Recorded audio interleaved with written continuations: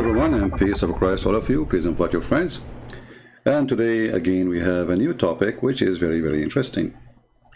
In the screen you will see the pocket, which is really a lovely picture.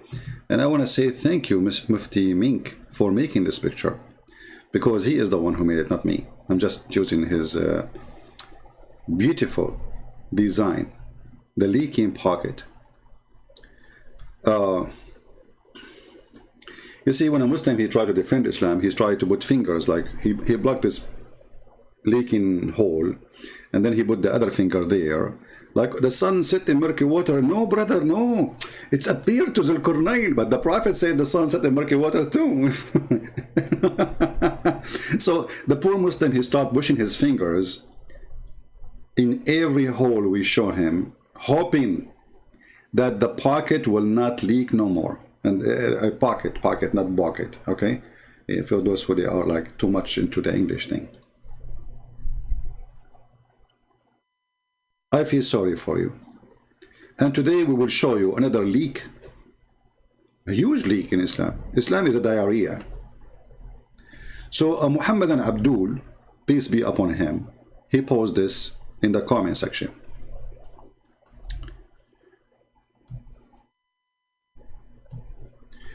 Jesus did not die for our sin? You mean to say if a man, God forbid, rapes some woman, one mother or sister, the rapist will be forgiven? No! Abdul, are you sure you are talking? Are you okay? I feel for you, my friend. You idiot. You dummy. Isn't it your prophet a rapist? The biggest rapist in the Abdul history is Muhammad. Isn't it him who attacked SOFYA? He killed her husband, she was a bride. He killed her brother, he killed her father, he killed her tribe, and he raped her. Are you saying that the rapist will be forgiven? Are you saying Muhammad will be forgiven, brother? Idiot. Secondly, you idiot, we Christian, when we say Jesus, he died for our sin, it doesn't mean that we can go and have sin as much as we want. The statement is wrong, used by Muslims for the purpose of deception. Muslim sheikh, they tell their chickens, oh, Christian, they believe that Jesus died for their sin, so they can go and do sin as much as they want. And this is absolutely a big fat lie, like their prophet. Jesus made it clear. He said to the Christians and to those who want to follow him, not everyone says to me, God, God. He will enter the kingdom of my Father. So when you lie and you say Jesus, he died for our sin, making it as a rapist will be forgiven because Jesus died for the sin of everybody, right? This is not what Christianity teach. You are a dummy like your prophet, and either you are a fool, do not know what Christians believe, the same as your God, who think the Trinity is Mary and Jesus, and Mary, she is the wife of the Father. Or you are a liar, you know that this is a lie. Either one, that will not make you anything but an idiot, because people will take them 2 seconds to figure out that in Christianity, Jesus never gave a license for sin. When we say Jesus died for our sin, we mean that because of our sin, he is here. That's why Jesus says, I came for the sick, not for the healthy. So why he came? Because we are sick. If we are healthy, he will not come. So our sin made Jesus come. And because of our sin, Jesus was crucified. That's what we meant. But we don't mean in any way, in any mean, that Jesus who died for our sin, he gave us a license for sin. It is the opposite. It is in Islam, you have a license for sin. So if we go to Matthew chapter 7, you can read the whole chapter if you want. The Messiah, he said about the Christians too, from their fruit you shall know them. So if you have a fruit of sin, you don't belong to him. From their fruits You shall know them. So you are a liar like your father, the devil. Jesus, he will judge us by our fruits. He did not give us a license for sin. However, it is you who have a license for sin. Let me get you a way to go to heaven. Give me a second. Very easy way, brother.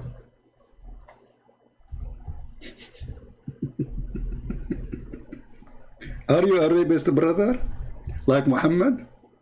Brother, I will teach you a method. It's very simple, brother, to go to heaven. The one who said Subhanallah wa Bismillah, he go to heaven, brother. If you say 100 times, brother, read it. The potato who's doing, are you saying somebody, he rape a woman, he will go to heaven? He will go to... If you say, Bismillah, Astaghfirullah wa atubu ilayh, 100 times, that's it, brother. Allah forgive your sin, brother. If you say, brother, Subhanallah wa Bismillah wa bihamdihi, 100, and you have to say it in Arabic. Ali Baba and the 40 thief. Brother, Bismillahi walhamdihi. Okay, I'm going to heaven now. Guys, meet me after 2 minutes because I have to say it 100 times because I want to go to heaven today and the virgins are waiting for me. The beautiful Muslim virgins. I will finish my work there. All of them, brother, they will lose their virginity and I will come back to you. I will not be tired, don't worry, because in heaven Allah will give us a lot of energy. 7-Eleven. So look at their ignorance and their lies. It is you who being forgiven supposedly for anything. Just saying a statement, you liar. If a man, he say Astaghfirullah and seek forgiveness from Allah 100 times in Arabic. In Arabic, brother. Don't say it in Urdu. Brother, if you say it in Urdu, Allah don't understand Urdu. So now if Zakir Naik says in Urdu, Astaghfirullahi walhamdulillahi, okay, half of it Arabic and the rest is not Arabic, so Allah did not accept. It have to be cashed by Allah in Arabic because Allah is an Arab God. So what are you talking about, you liar? So do the Muslims really know their religion? Allah Messenger said, it is a heavy thing of my heart if I don't seek Allah forgiveness 100 times a day. And why? Because you want to go to heaven. We showed you why.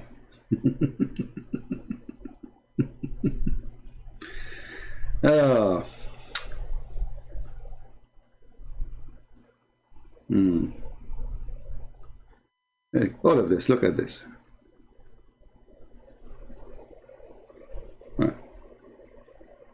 Actually, you do not even need to free slaves. You see, Muhammad, he used to ask Muslims, in order to increase the slave market, free slaves so you can buy more from me. It's like saying, if you want to be healed, slaughter a chicken. And we have a lot of a chicken here. You see the coward? The free of a slave, by the way, in Islam is not because he frees slaves, but he want to encourage the slavery market. You buy him, you free him, we capture him again, we buy him, you free him, we capture him again. And actually Muhammad many times, even people they free slaves, Muhammad he forced them into slavery again.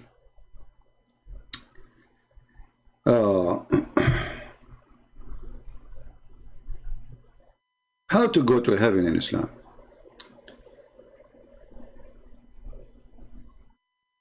Read with me, brother.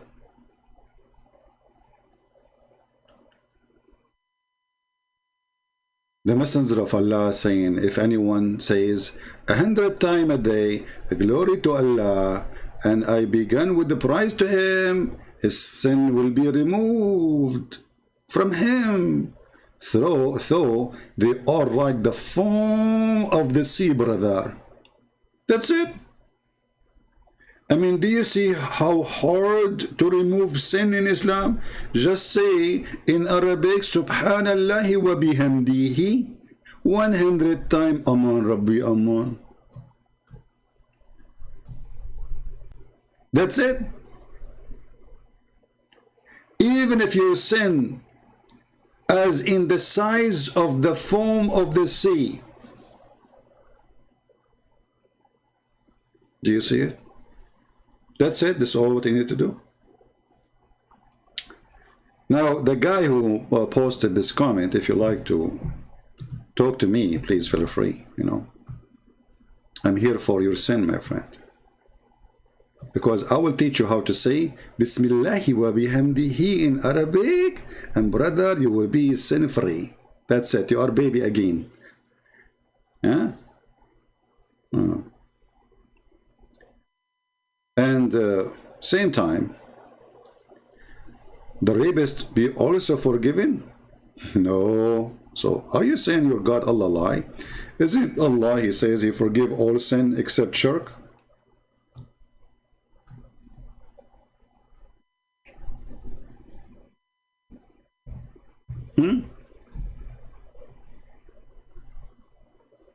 Huh?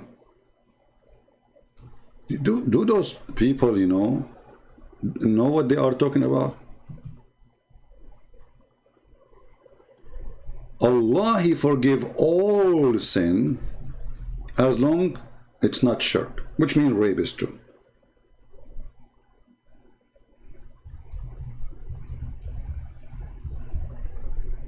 Read it.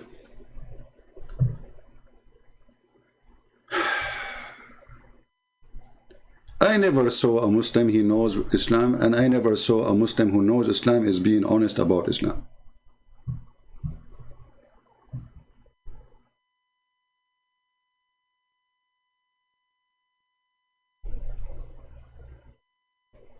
Never, never. All those speaking about forgiving your sin, all of it. And its contradiction, for the verse says, except shirk. As an example here it says, Allah forgive all sin.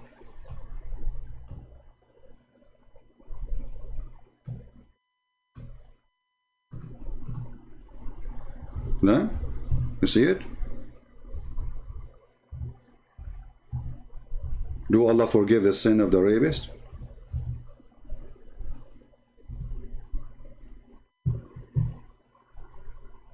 Are you there?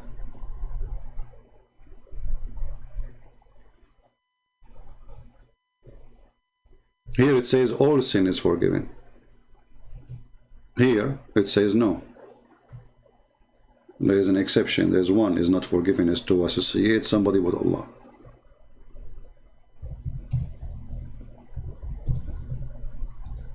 The reason of this contradiction, because Muhammad is a false prophet, you know, he forget what he said a day before. And this is mentioned in the Quran many times. Chapter 4, verse number 48.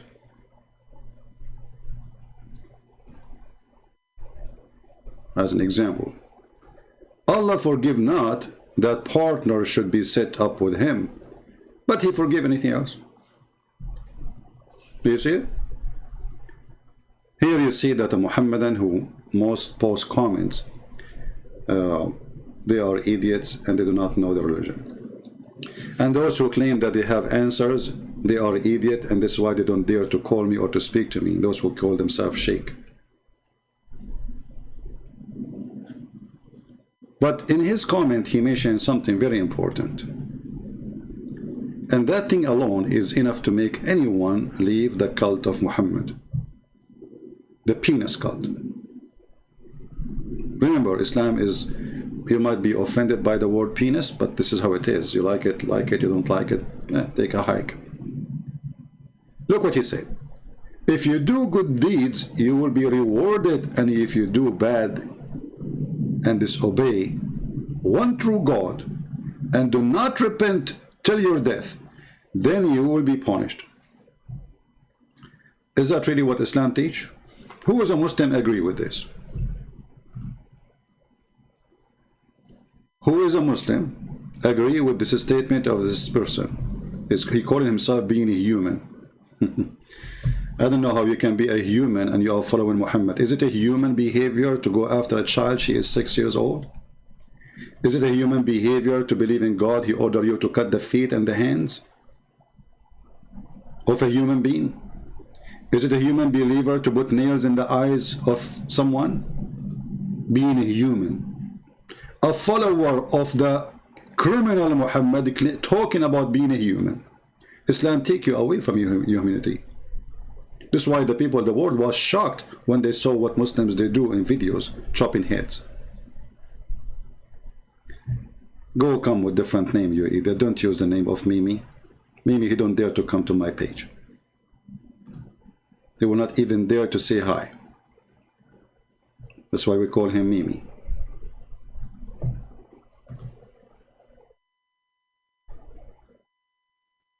Any Muslim?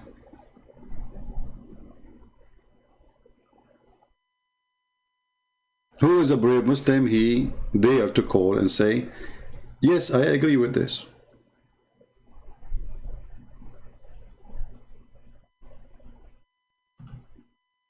Anyone?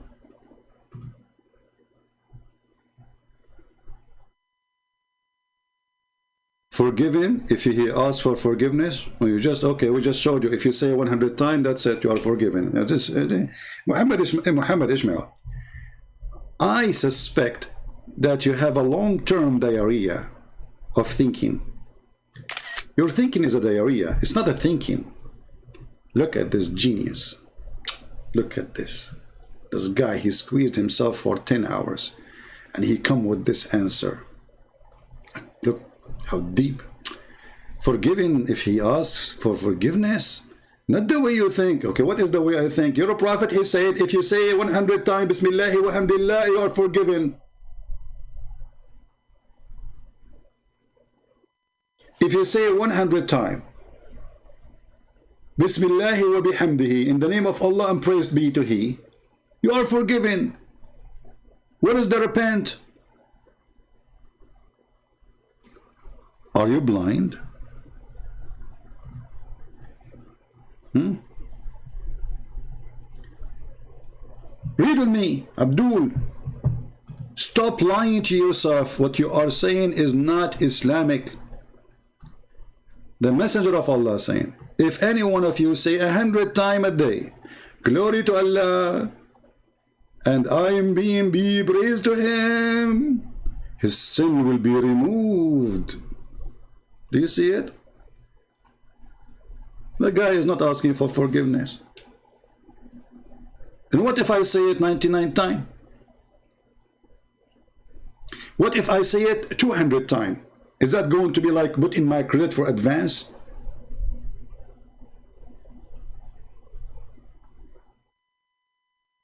Is that really a religion?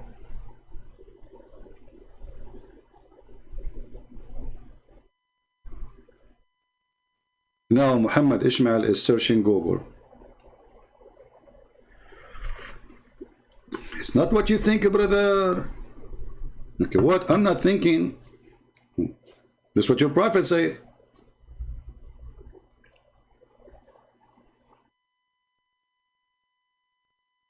But anyway, you know, you are a follower of a prophet who believe that there is a God. He likes those who sneeze and he hates those who do yawning. I bet you Allah is so happy in the time of this disease happening now. Look at this, look at this. Allah, He hates those who do yawning, and Allah, He loves those who sneeze. Like what? Sneezing is from Allah, yawning is from Shaitan. Takbir. Achoo! I just received this sneezing from Allah. Just deliver to me. Sneezing from Allah and yawning from Shaitan? That's deep. That's deep. I remember once, many years ago, I just wanted to have fun. So I went in Paltalk and I opened a chat room in the Islamic section. I called it, let us sneeze and make Allah happy. Or sneeze for the sake of Allah, something like that. You should see how the Muslim got so upset. I mean, what's wrong with you? I just called for you what the Prophet said, you'd get upset. You see the Muslim, they read this 24 hours, 7 days a week, and nobody get upset. The second we say it to them, they get upset. Because they notice how stupid it is. So I ask people, hey, Abdul, come to the microphone, let us sneeze. Sneezing from Allah. Not only that, Muhammad, he says, Allah, he loves those who sneeze. Can you believe it? The Prophet of Allah said, Allah loves sneezing, but dislike yawning. Allah loves sneezing. Are you saying to me that one of the weakness of Allah is a sneezing person? So like, okay, a Christian prince in the judgment day, he's standing in front of Allah. Christian prince, you were calling me names, humiliating me, make a lot of Muslims leave Islam, tens of thousands, they laugh at me because of you. You know, you did that to me. And then I say, Achoo! Achoo! And Allah says, I like you, I love you, I love you. Achoo, achoo, achoo. And Allah says, I love you more. Achoo, achoo, achoo. Okay, Christian prince, stop. Achoo, achoo, achoo, achoo, achoo. And Allah became like a turkey. No, stop, because you're killing me. So this is so funny, this is so. This is God. God, he loves those who sneeze.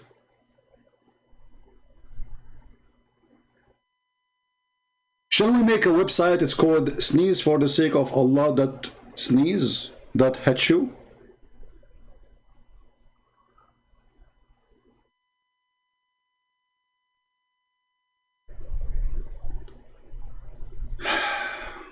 Will you please read correct verse? Can I call and correct you? Yeah, you can call and correct me, but don't use the name of Zakir Naik. And, you know, I don't like fake people, by the way. People, if you want to come here, don't use the name of somebody else. I will block you. Even if you think you are maybe Christian, being cute, you know, I don't like stupidity. Here we go. You got my attention, I blocked you. Don't use the name of somebody else and come here. That means you are shallow and you are silly.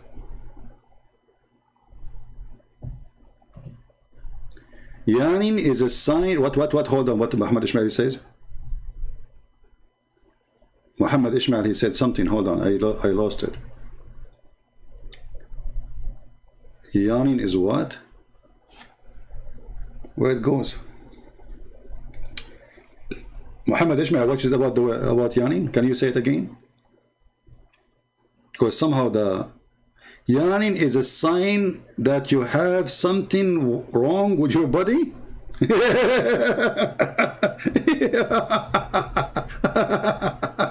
Unbelievable. Dr. Muhammad Ishmael, here we go. Camel urine medicine is working. Who said to you that yawning, that means there is something wrong with your body? Yawning is a very healthy alarm of your body telling you that you are tired, you need to go to sleep. It's time to you for sleeping. So how this is coming from shaitan? What shaitan have to do with this? Only foolish people will believe in such a thing, that shaitan is beyond or behind yawning. And let us say, for the sake of argument, there is something wrong with your body, as you said, so why it is coming from shaitan? What shaitan have to do with it?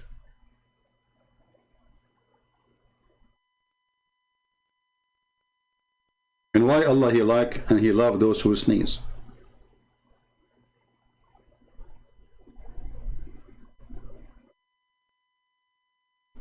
Don't you think this is very silly and very stupid? Now we go back to the previous comment of the previous Abdul, talking about the good deed and the bad deed.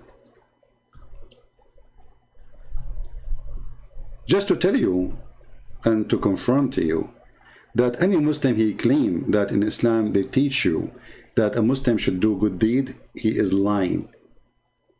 Because all the deeds of a human being in Islam is predestiny. Remember that always. A Muslim, he don't have bad deeds, he don't have good deeds, he have predestined deeds. When a person, according to Muhammad, before even he was created, Allah, he write his deeds. He programmed him before he created him. Read carefully. This is Muhammad, not me. The prophet said, and I like it when the Muslims they say the prophet. I mean, what the prophecy of this prophet? Can somebody give me a prophecy? Hold on, let me prophesy a prophecy for you. Today, for sure, I will go to the bathroom. Takbir, how you know that? Allahu Akbar. You are a kafir. You cannot say, you cannot talk about the future. My friend, I'm telling you, I'm going to go to the bathroom sooner or later. And today for sure. What? You know? So they call him the prophet, but what his prophecies? We are waiting for it. All his prophecies come to be false. And I changed the Muslim, by the way, to call me and show me one to be true. The prophet said, at every womb, Allah appoint an angel who says, "O Lord, a drop of semen, O Lord, a clot of blood, O Lord, a little lump or of flesh." Then Allah wishes, between two brackets, to complete its creation. The angel asked the Lord, "Will be male or female, Allah?" Allah, I think, like he scratched his ass, make him male. And male or female, Allah, he will be rich or blessed. See, Allah decide for you. You are not even exist. Rich or blessed. Even how much money you will own. It's a predestiny. So what do you mean of good deed and bad deed? Who is the silly, who is the stupid here?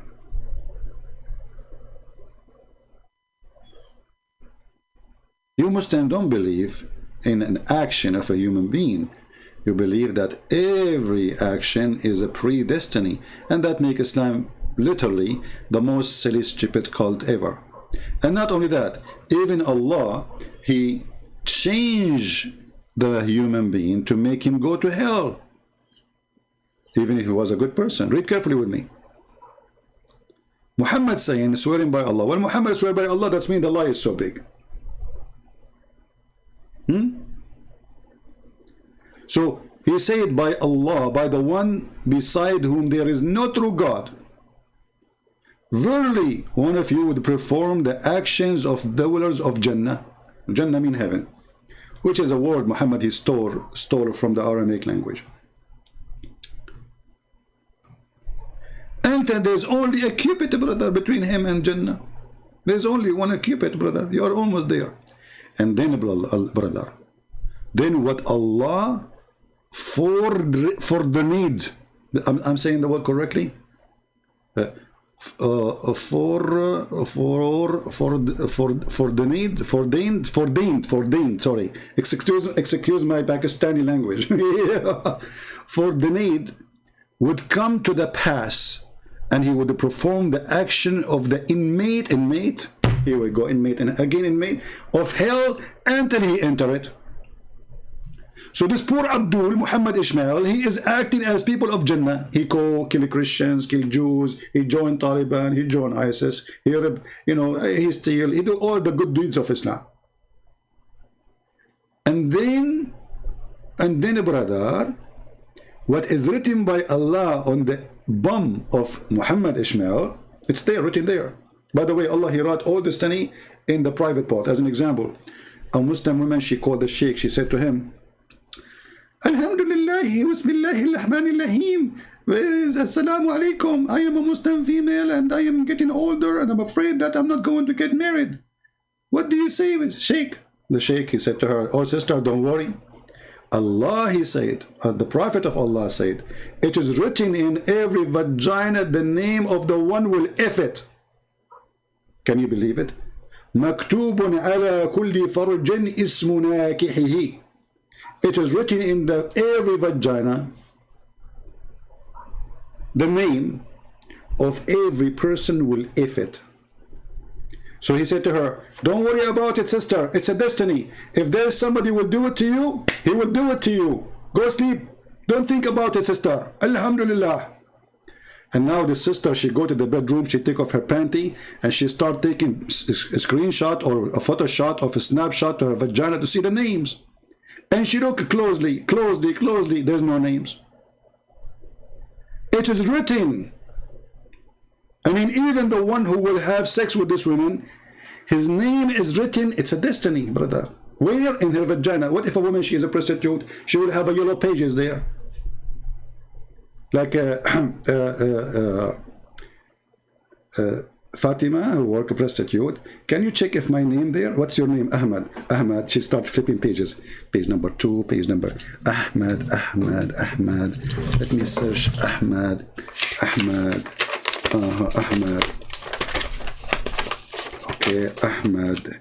I have like 300 Ahmed here. Ahmed. I wish your name is like the different name, because too many Ahmed. So the name of the guy is written there. And that's mean even sexual relationship in Islam is a destiny. Actually, yes, it is, including fornication. Muhammad, he said, not me, that Allah, he destined or preordained for every Muslim how much boom and fornication he will do. This is a fornication boom.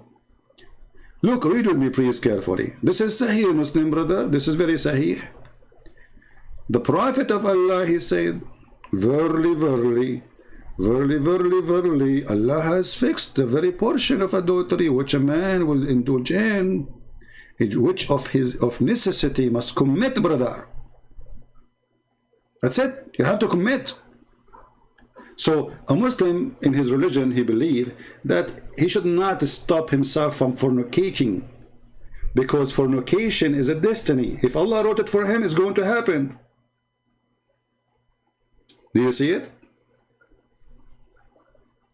So when a Muslim, he go to different countries, and this is what they do usually, Muslim men, they go for fornication trip. He hire a prostitute. In his heart, he don't feel guilty, because Allah, he wrote that for him. It's a destiny. Oh, Muhammad Ismail, he agreed. This is true.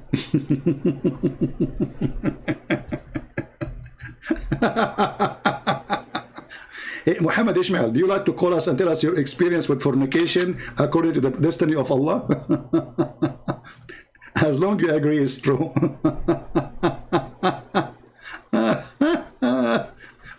Brother, it's true, brother. It's true.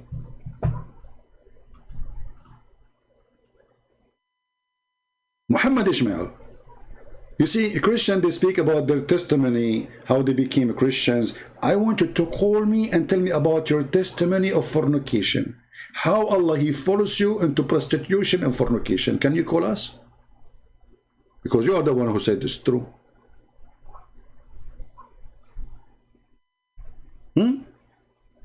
Because, you see, if Allah is the one who wrote for me a destiny to fornicate, then why I want to blame myself for fornication? Correct, guys? Are we listening? You see how dangerous this religion is? It's a cult. It's a shameful cult. And here you notice the stupidity. So Muhammad, he punished somebody because he fornicated. Why you punish him? You are a fornicator yourself. Secondly, you just told them that fornication is a destiny.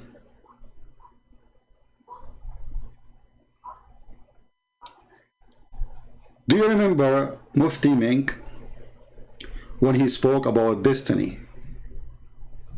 Let me see if I can find the video. He spoke about destiny.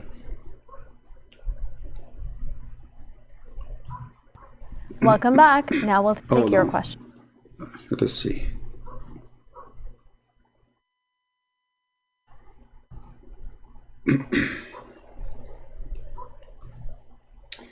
Mufti Menk, destiny. I don't know what was the name of the video, but I think, let me see, maybe I did.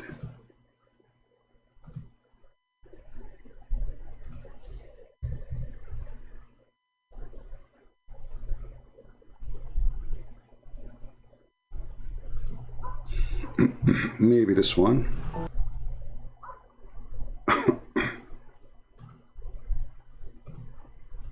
Let us see.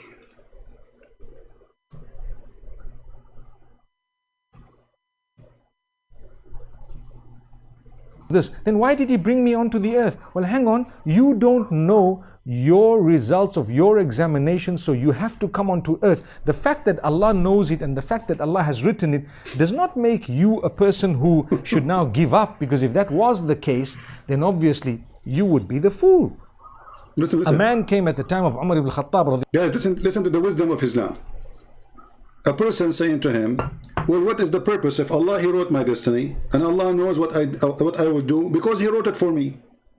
So what the purpose? He said, no, you have to come. You have to come. And now a guy, he came to the caliphate.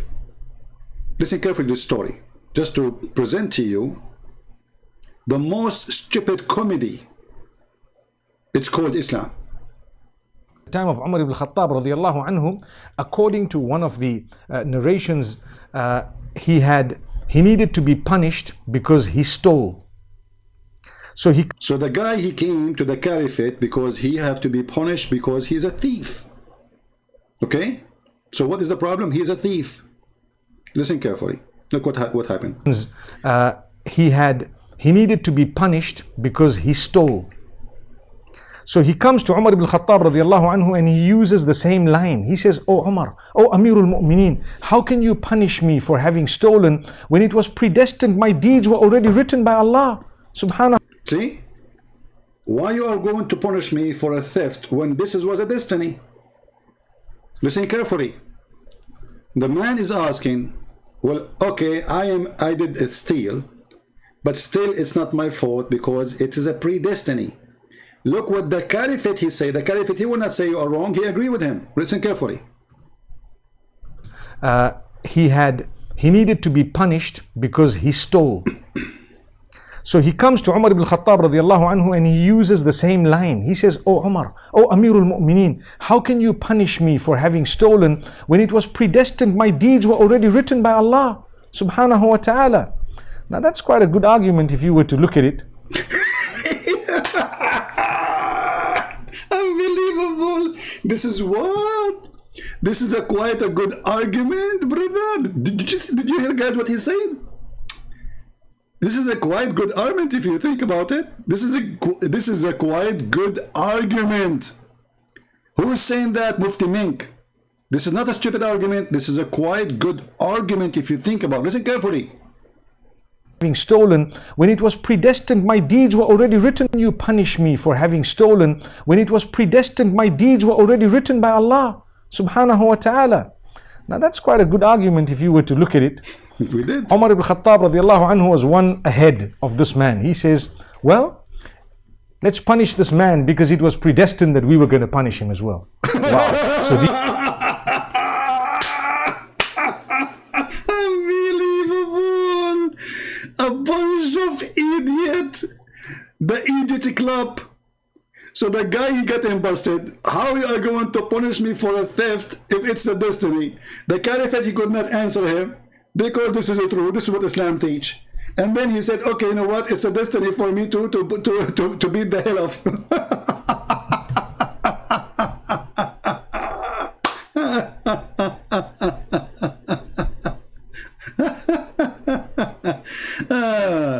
What a stupid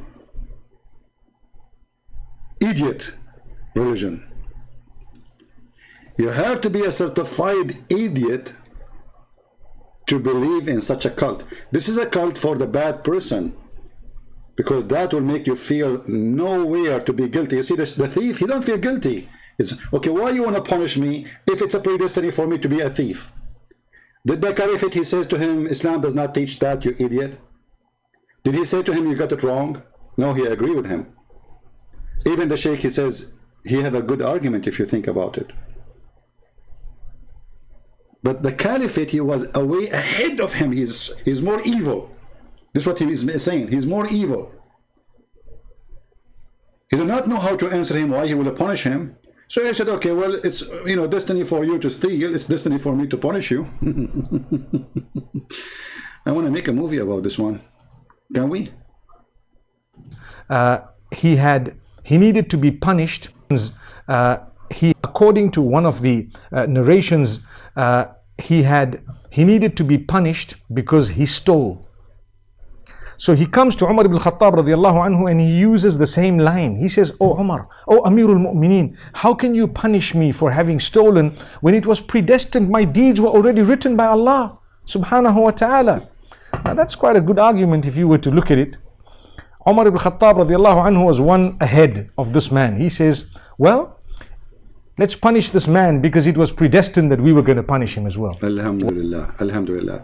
Muhammad Ismail, he says, what do you think about God? You do not know your future. That is your God, my friend. As an example, when they ask Muhammad how he will die, he will be killed or he will die normally. What Muhammad says? Look at this prophecy.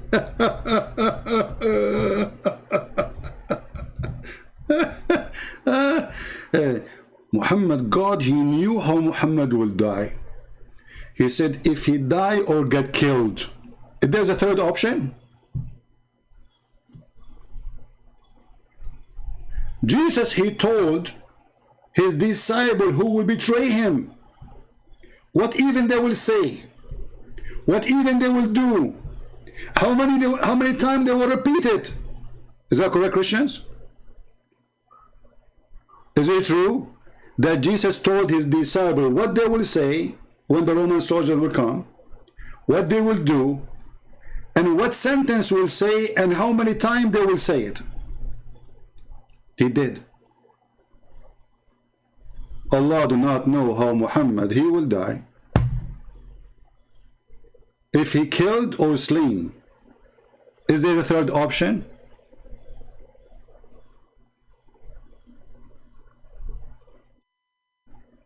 Muhammad is like a prophet. Somebody asked him, is my wife going to give birth to a male or a female? The prophet, he said to him, I assure you she is going to be either male or female. And then the guy says, Subhanallah, how he knew that? If there's a third option,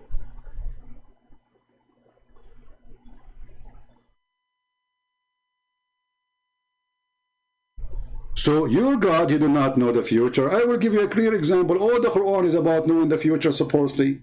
How the baby is made. Because supposedly people in the future, they will know how. In the time of Muhammad, nobody knows. This is a prophecy. It was a failure. The sun set in murky water.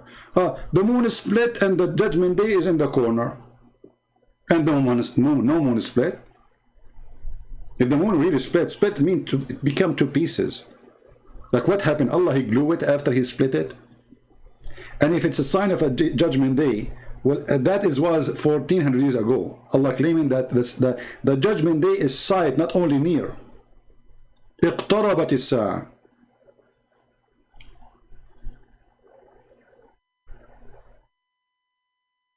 And you know, this is my challenge to Muhammad Ismail. Muhammad, why you don't, I will open just Skype just for you. And you give me one example of a prophecy of your prophet, proving that Allah, he knew the future. Is that fair, people? I mean, your prophet, he spent 20 years almost of his life supposedly claiming to be a prophet. He made thousands of claims. At least one of them should come right. Because even liars, they can prophesy and some of their prophecies come to be true. But doesn't make them true prophet. Because they say too many lies and one of them can be true, or maybe two, or maybe three. But is it possible that Muhammad, after all the prophecies he said, none of them come to be true?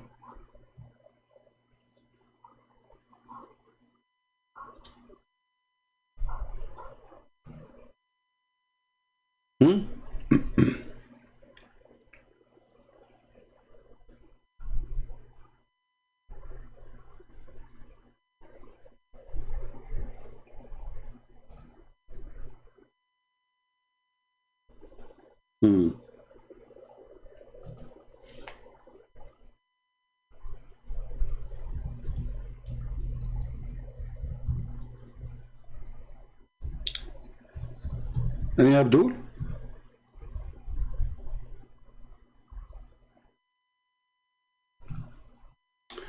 We have Sheikh.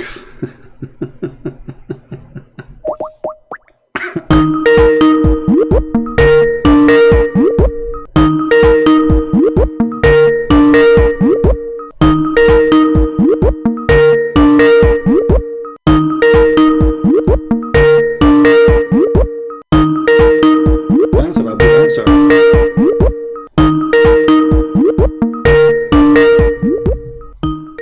Let us put the speaker down so it doesn't annoy you guys. The Abdul is not answering. The Abdul is not answering.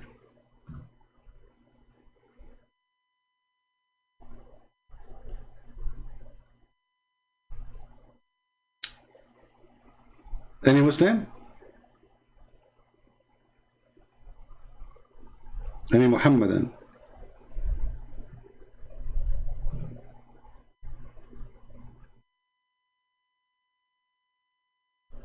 Anyone?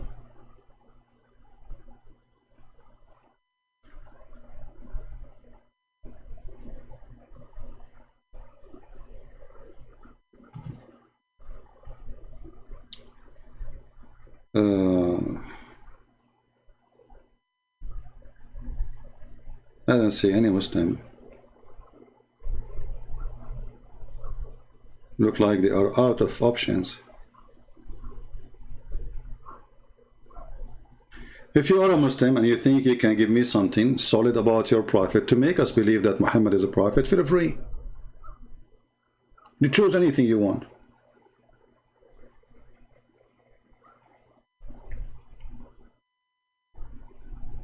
You will notice that those who knows Islam very well, they are the first one to run away from proving Islam to us. They will be jumping left and right around you if you are a person who know nothing about Islam, so they can lie to you and they can fool you. In front of me, they disappear.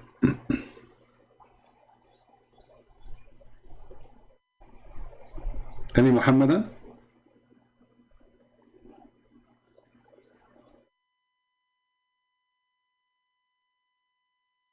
And by the way, according to the Quran and according to the teaching of Islam, the woman who killed Muhammad, Allah, He made her kill him.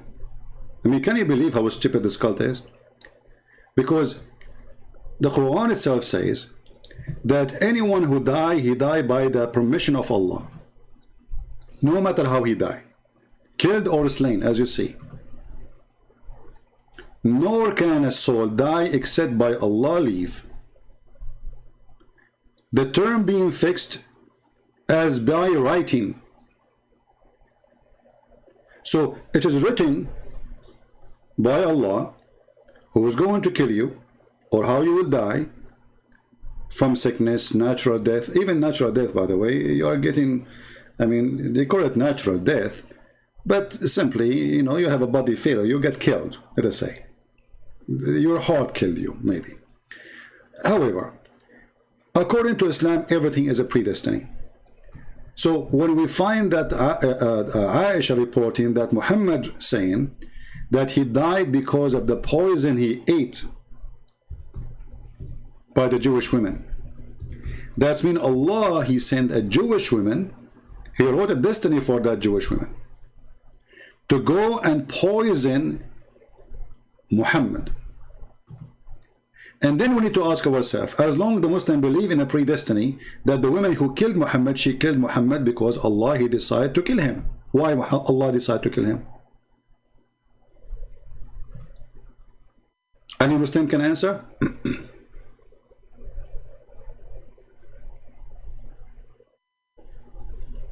Anyone?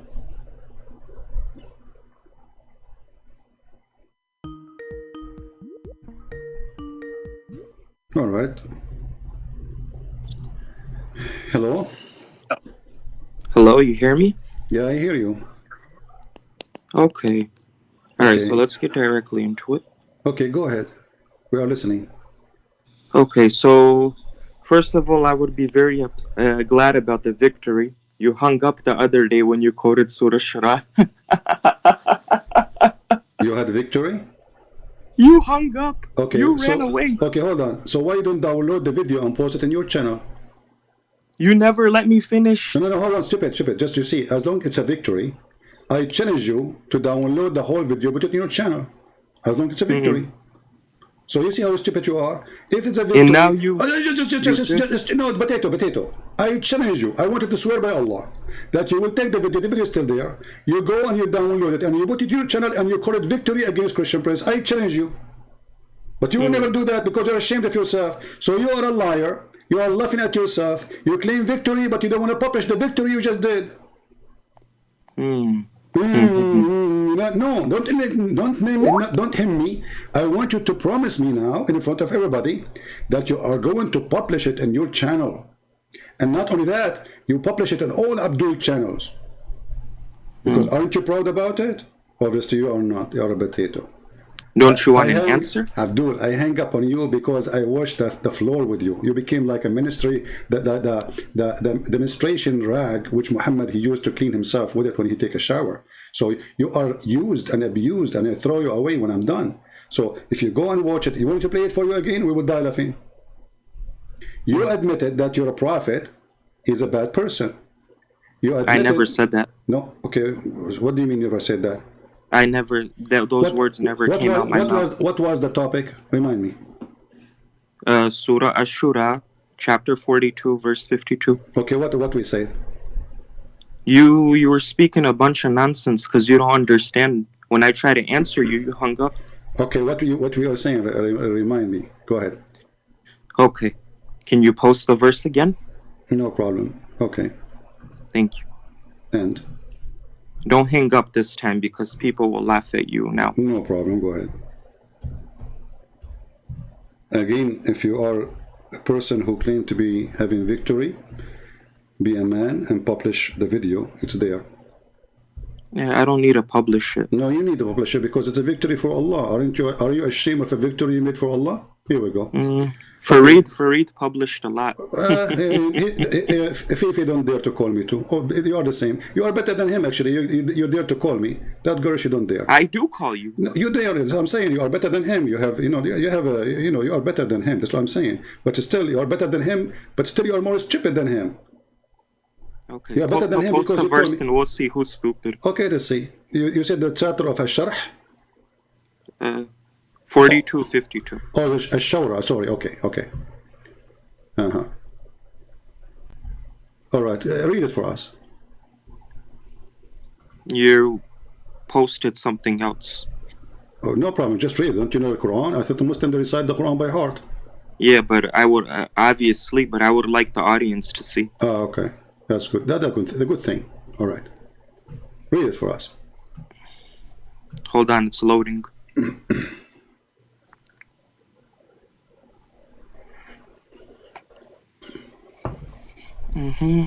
Okay.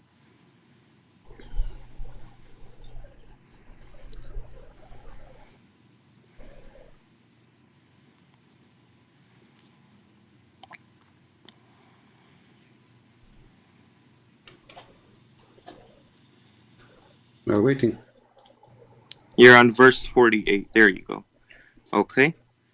So, and thus have we, by our command, sent inspiration to thee, thou knewest not before what was revelation. Obviously, not before what was revelation, because the Quran wasn't revealed. So how would he know what it is when it wasn't revealed? That answers the first part. And what was faith? Meaning the Quran, because Prophet Muhammad sallallahu alaihi wasallam wasn't a prophet. He wasn't a prophet until the Quran was revealed. You know that. He was a prophet at the age of 40. That's deep. Okay.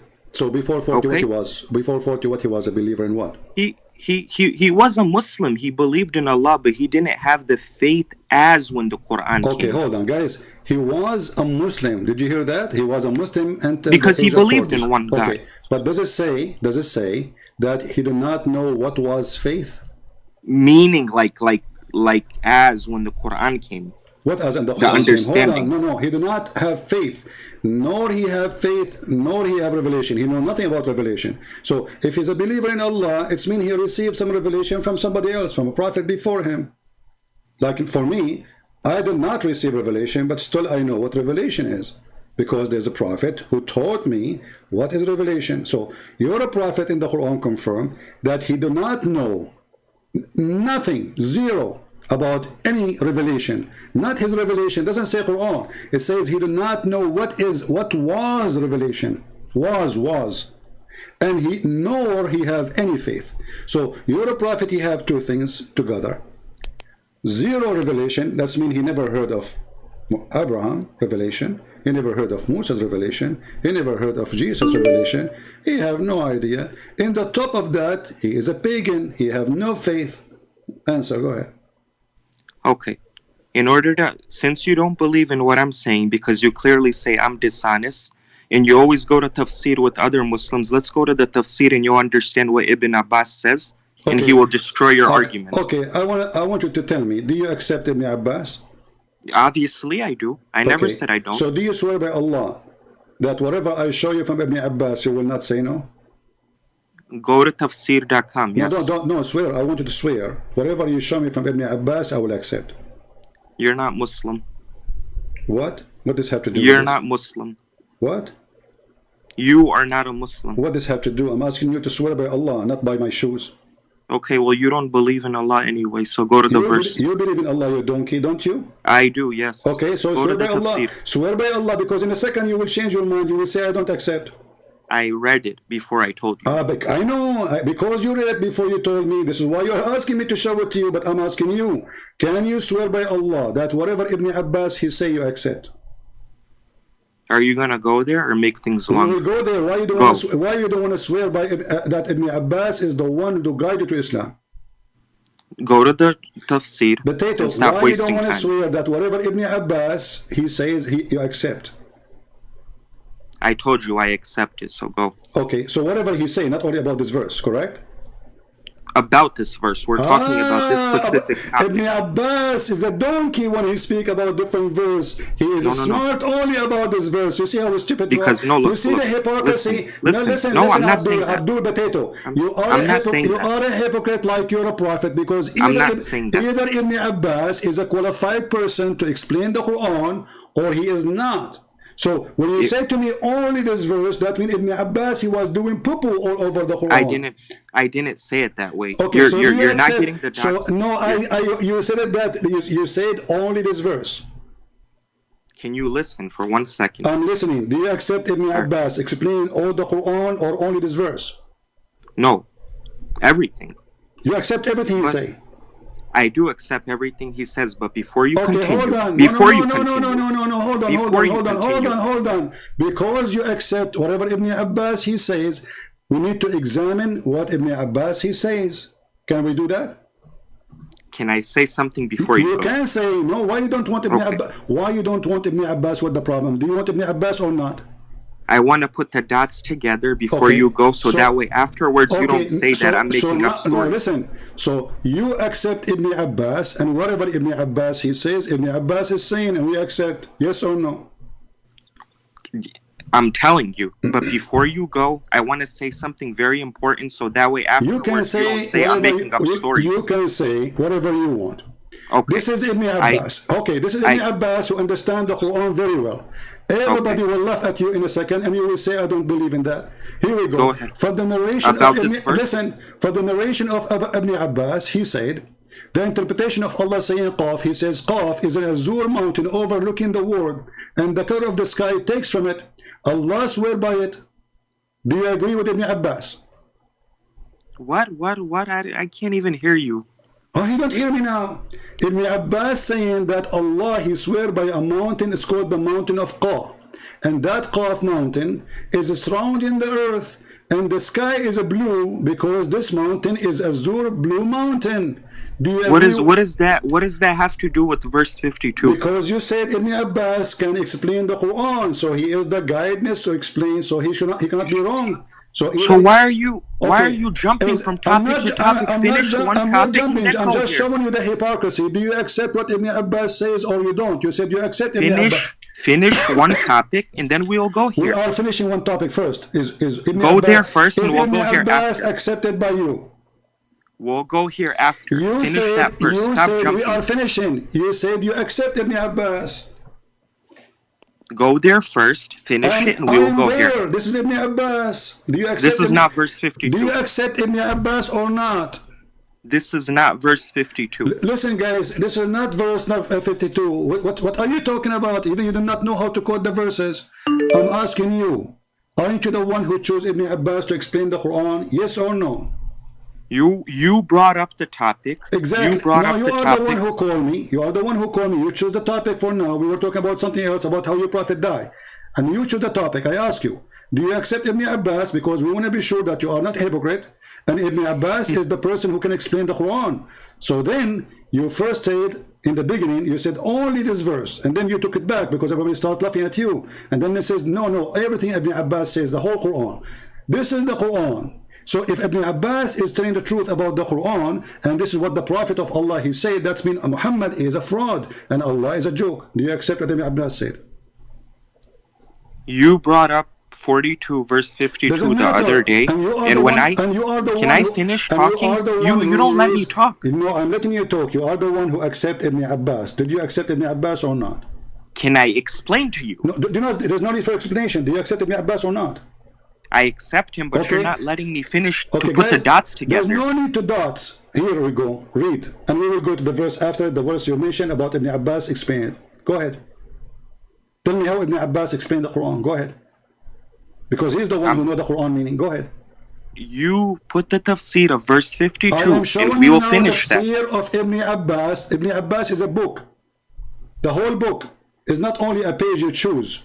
So we were talking about that topic. You accepted Ibn Abbas, and now you don't want Ibn Abbas no more. Why? No, you. Why you don't? You are the one. Abdul. You are the one that put that topic. You are the one who chose Ibn Abbas. Why you don't want exactly? Ibn Abbas? Okay. I said go to the tafsir, and I will explain to you. Why you don't want Ibn Abbas no more? Be honest with me. You're not letting me talk. Here we go. I'm not letting him talk. I'm asking you why you don't want to accept Ibn Abbas. You put Surah Shura verse 52 up there, right or wrong? There. Is that Ibn Abbas or not? Not for that verse. Not that for that verse. So Ibn Abbas is wrong in this verse. No, I'm not saying that. Okay, so you are not saying that. Is he right about this verse? You're jumping topic to topic. Why it's hard for you to say he is right about this verse or he's wrong? Because you're jumping topic to topic like a monkey. For the sake of argument, I jumped. Why you don't say yes or no, and we will go there right away. So go there, and we will come back. No, you will not be back. We will finish it, and we will not be back. We were done with this. So tell me, do you agree with this or not? You are a very funny individual. For sure I'm very funny. Here we go. I got you busted. The one who explained the Quran is an idiot. So how you accept an idiot to be the one who explained the Quran for you? So because when I told you, I told you the answer. So you agree that he's an idiot now? You said because. When I told you, you just said I because. never said that. So no, is he an idiot then or not? Do you accept what he just said?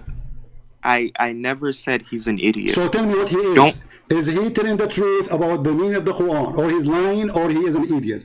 He is the cousin of Prophet Muhammad sallallahu alaihi wasallam, and he is one of the best people to give tafsir. He is the best people to give tafsir. Okay, so the tafsir proving that Islam to be false. No. Well, no, he says there's a mountain overlooking the earth. you always Abdul, get one small thing. Abdul, no, I'm not taking a small thing. This is a big thing. You do, because he is the best one to explain the Quran. Even your prophet, he named him as the ink of the scholars. He is the ink of the scholars. So if this one is the most qualified, according to Muhammad, to explain the Quran, and this is explanation for what Allah says by Qaf, that means the Quran is a joke.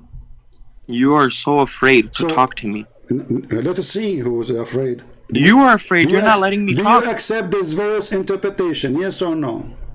You are afraid to talk to me. Do you accept this interpretation? No or yes or no? You don't do this with the other people you debate. When it comes to me, you do this stuff. We have a chain of videos about you, people laughing at you, and this is one of them. No, you know what? they're your And you know what? supporters. Of course they're challenge gonna. you. Okay, Do you hold think on. Farid would laugh at me? I have a challenge Do for you you. think Farid would laugh at me? Don't mention Fifi for me. You are like you must be a homo. Keep talking about your girlfriend. Talk to me as a man and be a man. When that girl, when that girl she dared to talk to me, then mention her name until she called me that she does not exist. So I'm asking you now: do you accept what Ibn Abbas saying? Yes or no? I accept what Ibn Abbas says, but don't jump topic to topic. Okay, so you promise me now we go back to this topic after we go to the topic you mentioned. Do you promise? Correct. All right. I Guys, do. he accept what Ibn Abbas he said, so he will not say no ever. Let us go. And this is Ibn Abbas. And you are the one who choose it, remember. Go ahead. Go ahead. Go Okay, ahead. Go ahead. Go ahead. Go ahead. Go ahead. Okay, this is Ibn Abbas. Read it for us. I studied this stuff. Okay, you studied this stuff. This is why you choose it, right? Okay, read it. It's loading. Why you read it? Open it in your side. You transfer to verse 52? Read it, yes. People will laugh at you for choosing this interpretation, you idiot. You are a certified donkey. Okay, yeah. Okay, Oh, read, yeah. read, Okay, whatever. read. They laugh at you now. Okay, read. Okay. Glad. There you go. Now you just embarrassed yourself. Let us see. And thus have we inspired in thee, Muhammad, a spirit of our command. We sent you, Jibreel, with the Quran. Thou knewest not what the scripture was. Again. You did not know what the Quran was before the coming of Jibreel to you. Nor did you know how to recite the Quran before it came to you. Nor what the faith. Nor did you know the call to Allah's divine oneness, but we have made it the Quran a light and exposition of commands and prohibitions, the lawful and unlawful, the truth and falsehood. By means of the Quran we guide whom we will and whoever deserves it of our bondmen, and lo, though verily guide to call onto a right path, a straight and true religion. If you don't understand that, then you're an idiot. Okay, let's see how stupid you are. You are the one who chose it, right? Right? Guys, I understand it. You do not know how to recite the Quran before the Quran come to you. Look at this stupidity.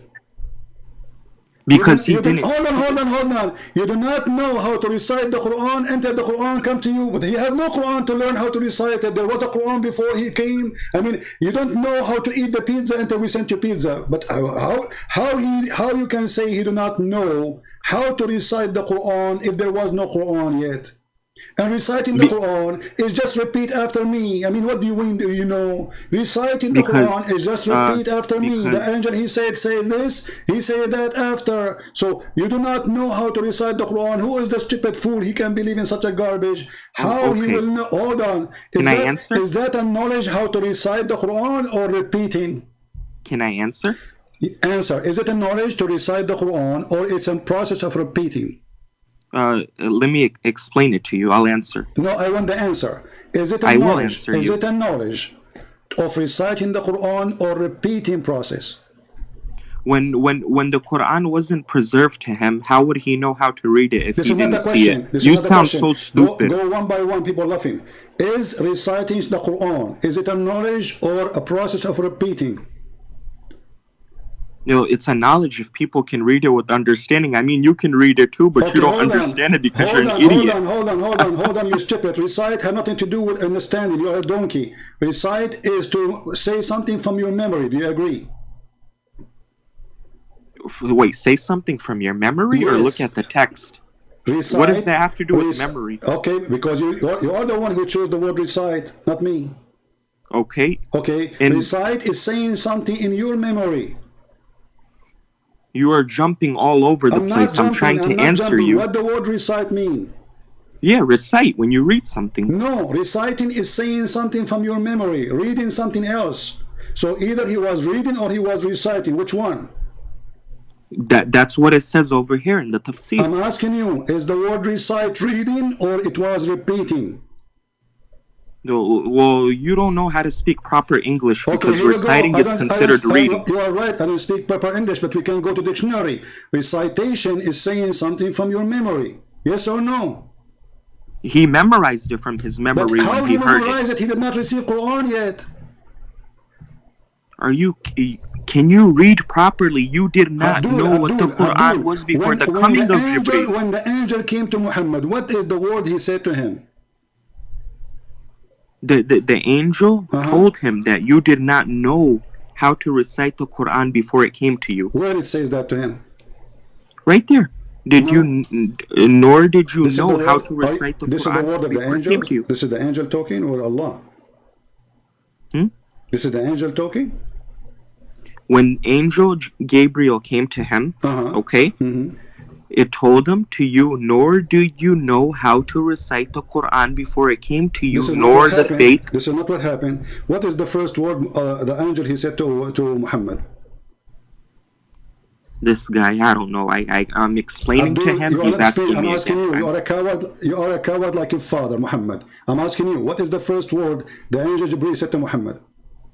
When the angel Jibril came to Muhammad, the coming of the angel Jibril, what he said to him? It's explaining to you in the tafsir. I don't need to tell you. No, you need to tell me. Tell me what is the first word he said to him. What is that? What does that prove anyway? You stupid. Why you don't want to answer? Because that will prove what is the first word he said to him. Give me the answer. What is the first word he said to him? But what does that prove? I am proving that you are a donkey. Answer me, please. What is the first word he said to him? You know the answer because you read it. No, you are the one who is going to answer it. And you are scared to say it. I'm not scared to say it. Okay, so what it is? What he said to him? What he said to him? I gave you the tafsir. Read the tafsir. No. I want you to tell me what is the first word the angel said to Muhammad when he came to him. First time ever. And I told you. What? The angel Jibril told him that you did not know the book nor faith. So are you saying that the first chapter Muhammad he received was that chapter or what the verse? What? I say to you, you idiot. You see, you are in the corner, you do not know how to get out like a rat. What is the first word the angel said to Muhammad? You keep saying to me, he said to him, you do not know what revelation and you do not know what faith. This is what is the first thing angel he said to Muhammad? You keep repeating that. You have no idea what you're talking about. Why are you jumping to what is the topic? First? You see how stupid you are. I challenge you to download this video, put it in your channel. People will die laughing at you. What is the first thing the angel Jibreel said to Muhammad? You said this. You do not know what faith. You do not know what is revelation. You are the one who said that, and you repeat it many times. Are you saying clearly? I am very sure that this is the first thing he said to him. Yes. So the story about the first revelation he received in the cave of Hira is a lie. What? What? Mr. Duck. The story of the revelation of Hira, the cave of Hira, is a lie. Because supposedly that is the first revelation Muhammad received, not this one. The Quran is the final revelation. What do you not understand? This is not the question. We asked you, what is the first revelation Muhammad he received? You said this, verse number 52. Now the question is, so the story of Muhammad receiving revelation, where Allah he said to him, Iqra, and this is a chapter in the Quran, you idiot. That is not the first revelation according to you. The Quran is the final revelation. This is another question. Now you switch from duck to a frog. This is not, you see, you are in the corner. The first revelation you said is verse number 52, and you repeat it 100 times. Now I'm asking you, so the revelation of read, it is not the first one. Do you agree? Because this is the first one. You can't stay on one topic. You jump all over the place. You put yourself in the corner. This is the topic because you are the one who said this is the first revelation brought to him. We are not changing the topic. You're twisting my words. Look, guys, look, this guy, he said that he's a prophet, is a big fraud, and he is a liar. The first revelation is nothing as Muhammad he said in the hadith, where he said that the angel come to me and he squeezed me 3 times, and each time he said to me, read. He did not say to him this verse.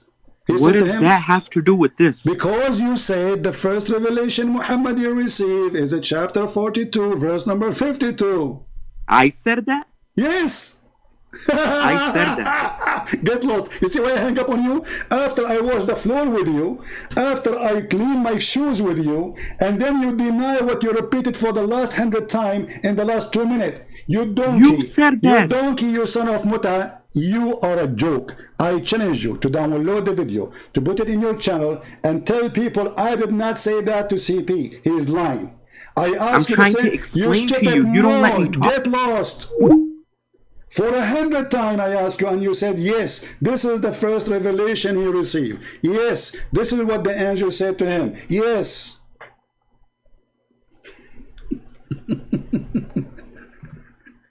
I made victory over a Christian prince. I made him hang up on me.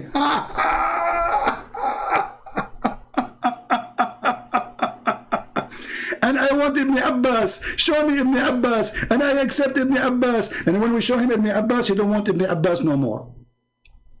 And look what Ibn Abbas, he said. Ibn Abbas, he made a big poo-poo. Muhammad, you do not know recitation of the Quran until the Quran come. This is what the verse is saying. I mean, what? Brother and sister, before Jibreel come to Muhammad, the Prophet did not know how to recite the Quran, as if he had a Quran to recite it. This can be said if Muhammad received Quran, and he have it in the shelf, and he do not know what to do with it. Then Jibreel came and he says, okay, Muhammad, let us open this book and we'll teach you how to recite it.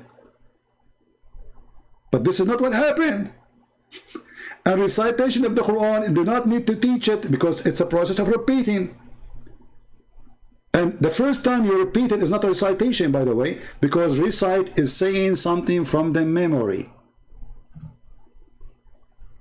Here we go. You go to the English dictionary. Recite. Recite is repeat aloud of reclaim a poem or a passage from the memory.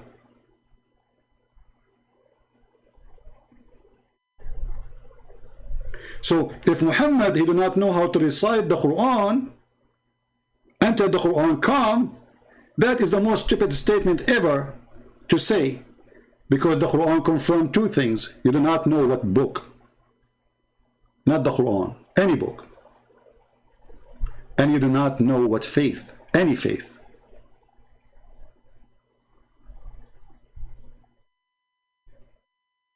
He has zero faith.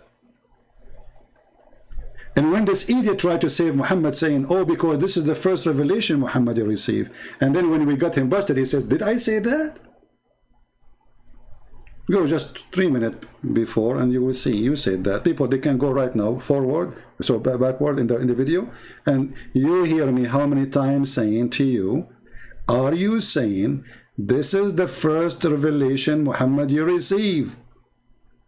And you said yes, over and over and over.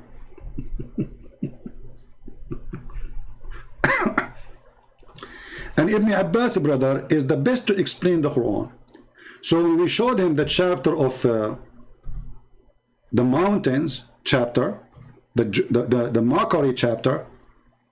This is the God of Islam making mockery of the brain of a human being. We will go back there later. There's a mountain surrounding the earth. And this is where the sky is taking its color from. I remember this guy, he said that the best to explain the Quran is Ibn Abbas. I agree.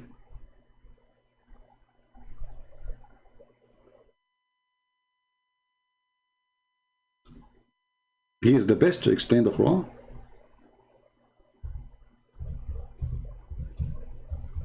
And let us show you more of Ibn Abbas, the one who he claimed that he is the best to explain the Quran. And now after he said he accept Ibn Abbas explain the Quran, they cannot ever say, we don't accept Ibn Abbas explanation. What a disaster.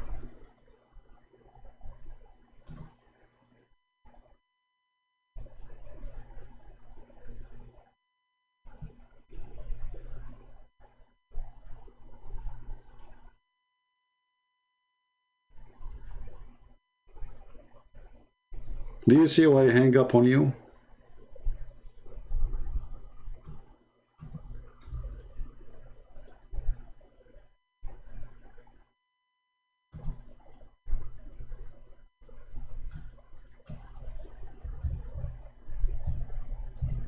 No use, no more. Thank you for exposing Muhammad.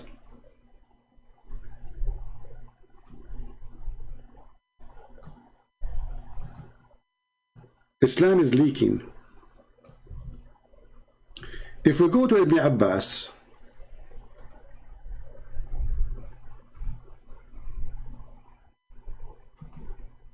let us see this verse, just to make you die laughing at the scholar he accept to explain Islam and the Quran, brother.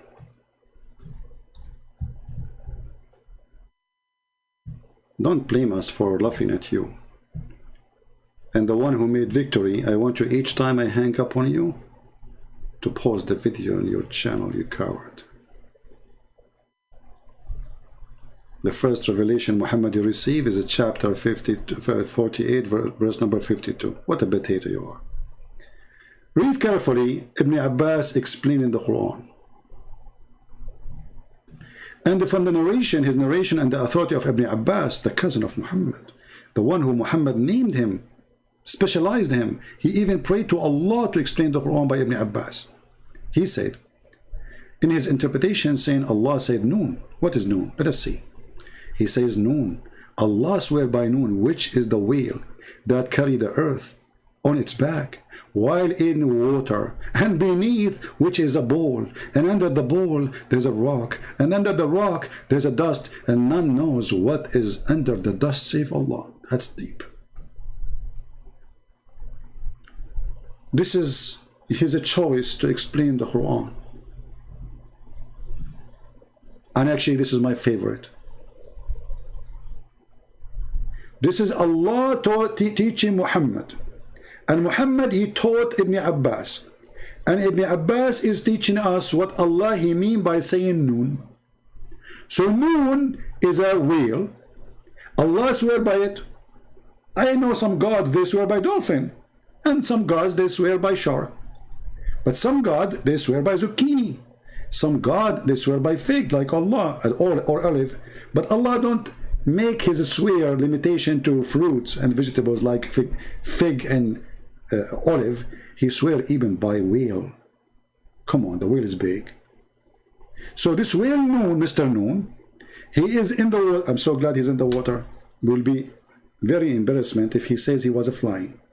At least he put him in the water. So he is the one who carried the earth. He's what? He is the one who carried the earth. Download the video, Abdul. Put it there in your channel. You said to every Muslim, we accept Ibn Abbas. He is the best. Everybody heard you. So the whale who carried the earth on its back. You see, he carried it in his back, not in his shoulder. See how the Prophet knew this? Unbelievable. Scientifically proven, brother. That whale, he swim in his belly and his back is up to the top. How the Prophet knew this? And beneath, which is the bowl, there's a bowl. And now beneath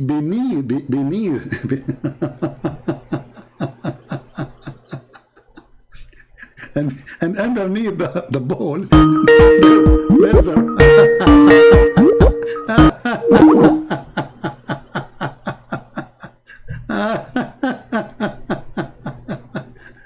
oh boy. Yeah, coward, using the name of David to call me potato. What, he married your mom and you are using his Skype now? Look at this. This is the one who he chose for us to explain Islam, brother. And not only that, he did not stop there. And under the bowl, there's a rock. And under the rock, there's a dust. And none knows what is under the dust save Allah. So the guy, he said, stop. To be honest with you, the Prophet, he did not tell me more than this. He said, only Allah knows what is beyond that. That's it. We know that there is a water, ocean, We know that the whale is carrying the earth in the top of it, and there is a bowl carrying the whale, and there's under the bowl there's a dust. Before, after that, sorry, I cannot tell you no more. My knowledge is limited now. And then he continued. The name of the whale is Lowish Farrakhan. And he said its name is Lotaya. And the name of the bowl is Bahamut. And some they say the name of it is Telahut or Liyuana. The whale is in the sea called Adwad. And it is like a small ball in a huge sea. The sea is in a hollowed rock, whereby there's 4,000 cracks in the head of every Abdul. 4,000 cracks. So we have a whale carried by a bowl, and the whale is carrying the earth, and under the bowl there's a rock, and under the rock there's 4,000 cracks, and from every crack there's water spring coming out from the earth. That's deep.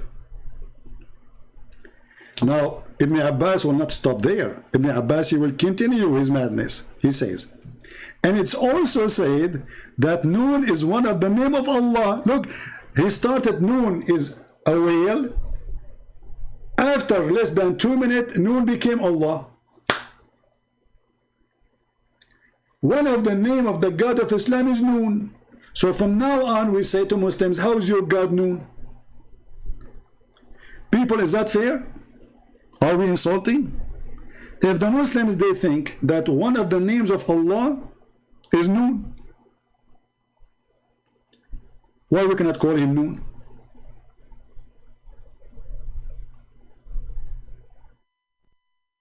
Followers of God Noon, I encourage you to call me.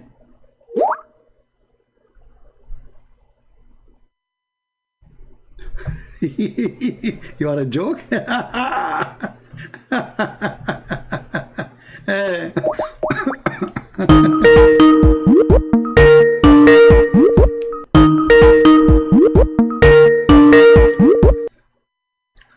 will not answer no more. I hang up on you, you coward. You heard yourself now saying 1,000 times that the first revelation Allah Prophet you receive is a chapter 42. You idiot, you said that 100 times. Look like your God Noon is not helping you, Sheikh Fatima.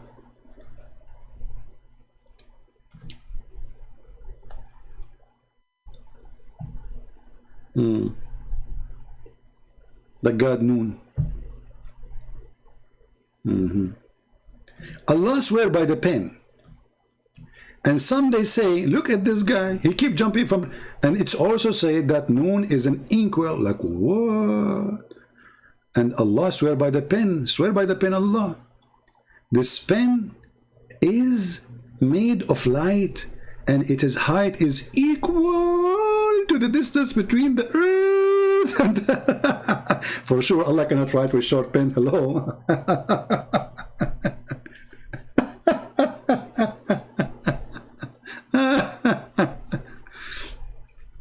And it is with this pen, wise remembrance, i.e. guarded the tablet, was written, brother. It's also said that the pen is one of the angels. Look at this. The pen became an angel, whom Allah sworn, and which he write with. So Allah here hold an angel in his hand and he write with. What a cartoon. And this is the brother Ibn Abbas, the one who can explain the Quran, brother. Brother, take it or leave it. Hey, Abdul, do you accept Ibn Abbas? Yeah, Ibn Abbas, yeah, you know, I accept him. First, he was smart. He wanted to say only that verse, and he said that actually. But then when I insisted, he looked, you know, he felt like he looked so stupid because he accept only that verse. Come on, so the rest of Ibn Abbas is a donkey. So he said, all Ibn Abbas, accept all Ibn Abbas. And now as long he accept all Ibn Abbas, he just stuck with it. This is Ibn Abbas. Let us see what Ibn Abbas says about the chapter 86. Brother, Ibn Abbas knows best, brother. issued from between the loin of the man and the ribs of the women. There's a sperm, brother, coming from the backbone of the man and the ribs of the women. Here the translation says loin. The fact it says bones, a sulb. So according to Ibn Abbas, he agreed with Ibn Kathir that the man have a sperm coming from his backbone, and women, they have a sperm coming from their ribs. As you see, Ibn Abbas is ripping Allah apart.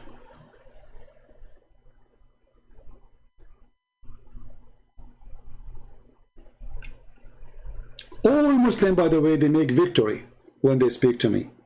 So why you don't download the video and post it in your channel? As it is, without editing.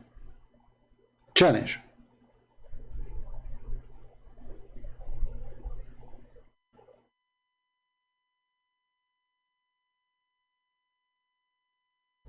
Any Abdul?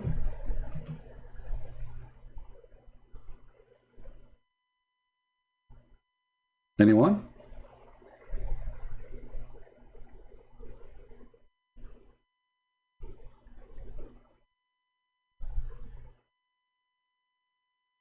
Who is Abdul? He think he can do better.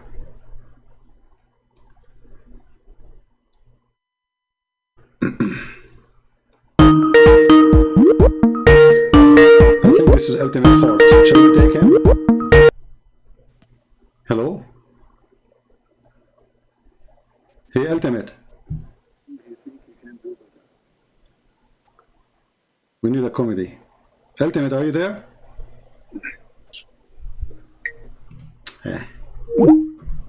Stolen internet. Stop using the internet of the neighbors.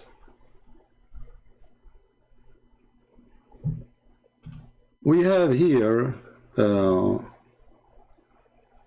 Muslim. He called himself Palestine.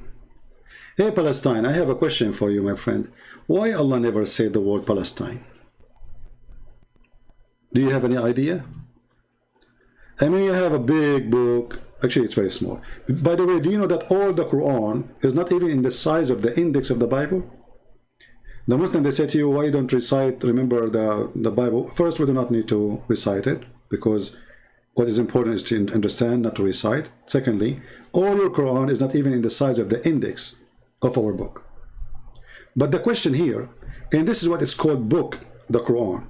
How come Allah never said the word Palestine? As long as there's a person there, he's a Muslim, he called himself Palestine.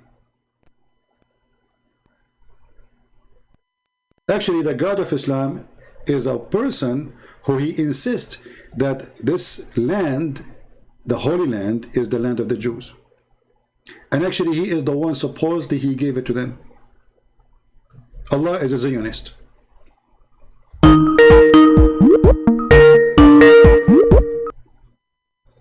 Hello? Hello, Christian Prince. Yes, my friend, how are you? Hello. Yes, I'm fine, and you?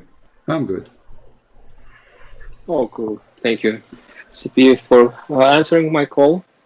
No problem. I just have one simple question. Sure. Could you explain me where can I find information about Allah promising big boobs to believers? So, in order to show this information to my fellow Muslim friends and relatives. Yeah, our friend here is an ex-Muslim, so those who do not know, who left Islam here. Yes. Right? He left Islam, he called me, and he left Islam here. Yeah. Here we go, chapter. I left Islam. I left Islam 1 year ago, last summer, when I called you twice. Okay, Yes. okay, that's wonderful.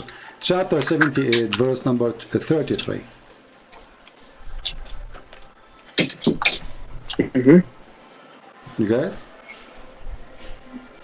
Yes. Okay. Anything else?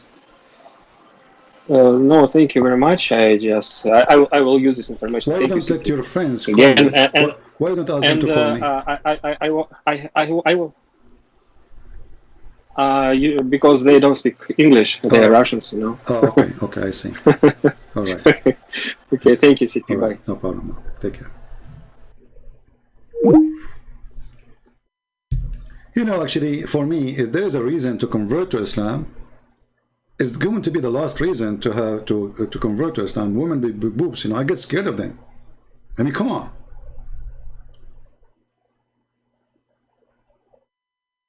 What if she hit you with one of them? She can cause a brain damage. Those can be dangerous tool for fighting. Like boof, boof, boof, you know? She can slam you with it. This is not a reward. This is something scary. Or she can suffocate you with it. Like she put them in the top of your nose and you can't breathe no more. You know? Big, big, you know, and that's it, you're dead. What kind of God he tried to convince me that if I believe in him, I will get big boobs?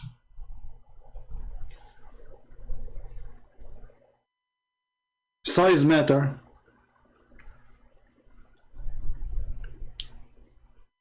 Am I seeking a cow? Her big boob will give me more milk.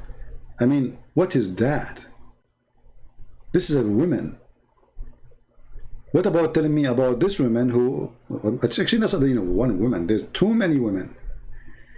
The heaven have 100 floor, each one of them have different reward and different number of women with big boobs. But you know, I thought about it. Once I was in a high building and I said, if somebody pushed me from the balcony, and if I have a woman like those with me, I will be surviving. Why? Because simply, I will hold her, like I will make her fell down first. You know, I will hold her from her shoulder. I will be behind her. So she fell down, and then her boobs, the big boobs, like they will do boing, boing, boing, boing. It's perfect. Or imagine now we see a lot of a flooding. With such a big, huge boobs, you can float over the flood. So I think Allah is thinking about how to save us from the nature. Or if you have a fire,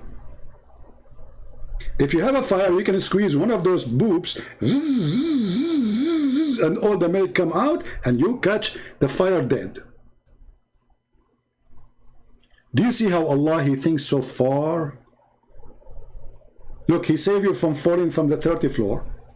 He saved you from fire by squeezing the boobs. And then he, you know, he saved you, even you can even beat your friend with it. Let us say your friend come to visit you, huh? And he's rude, and he's bigger than you cannot fight him. All what you need to do, order your wife to open her bra and they will run in his face. They will demolish him. He will be suffocated.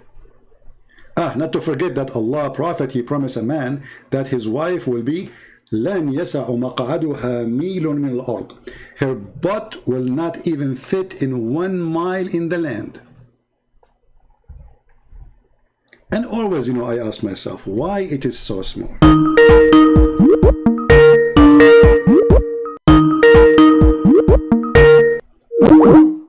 Don't call yourself a Christian names and call me.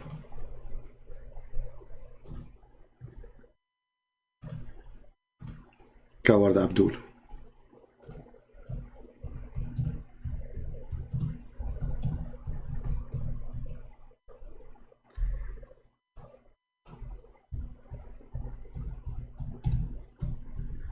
Let's see.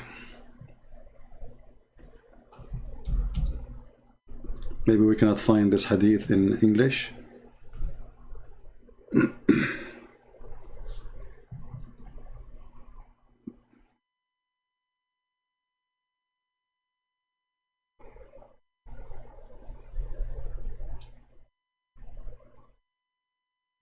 I'm trying to find the hadith in English about the size of the butt of the women.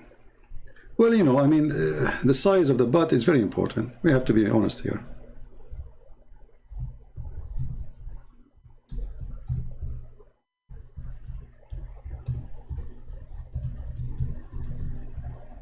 Let us see.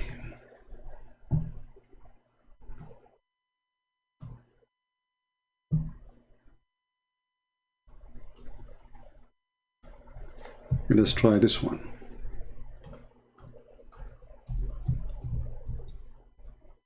Cannot be found in English, sadly.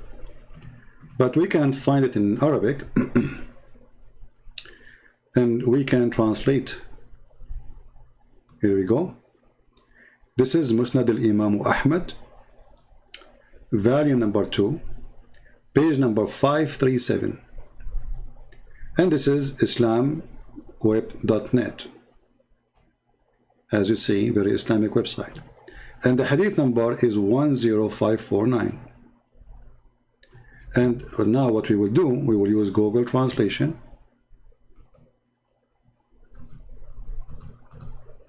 For some reason, my mouse is not working. Hold on.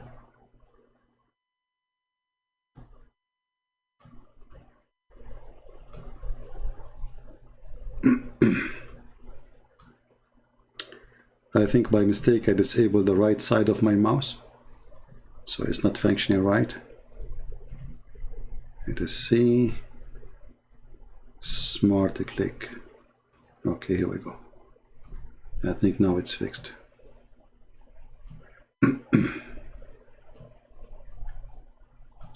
So translate to English. Hassan told us from blah blah blah from the Messenger of Allah. He says the minimum in paradise status, the one who is the lowest in heaven, the bad Muslim.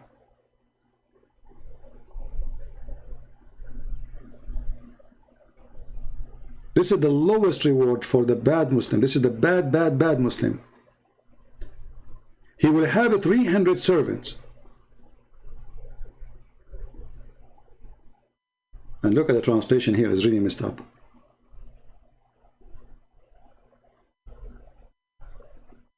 What happened to the butt? Look, it's each blade color, the beginning as well. You know. I mean, the translation is really messed up. Maybe it's better to use, like, to copy a part of it, because nothing makes sense anymore here. Yeah, nothing makes sense.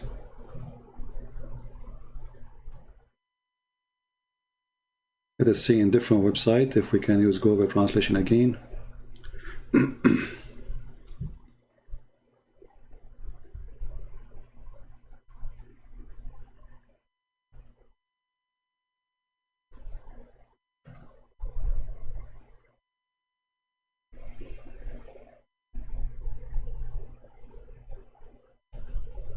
Let me post for you the link.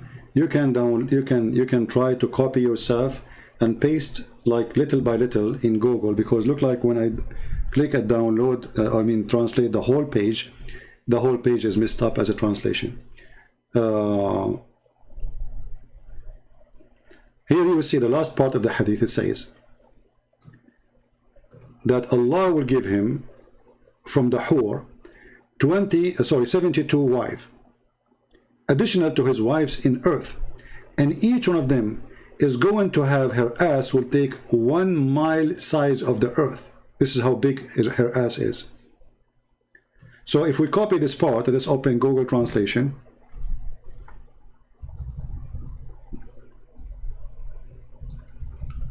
Google Translate, and I will take that line alone.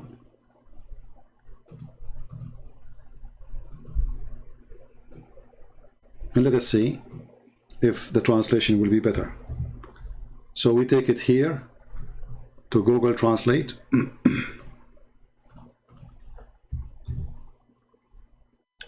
72 wives among the hur, al-ain, and wives, okay, and take her seat as much as a mile from the earth. Do you see it? You see, when I copy just part of it, the translation came way more accurate. So her butt need a seat to sit on it. 1 mile. So my friend, if you convert to Islam and you are a person who will love big butt, may Allah bless your butt wife. This is the religion you should choose, because no religion will give you big butt to your wife except Allah religion. Are you a person who like big butt for women? If yes, don't hesitate. What are you waiting for? 1 mile butt will sit in the top of your nose. She wanna play with you. She decide to jump in your face. What you can do about it? And then we will call you, say, hey Ahmed, Mr. Ahmed, brother Ahmed, where are you? Zakir Naik, where are you?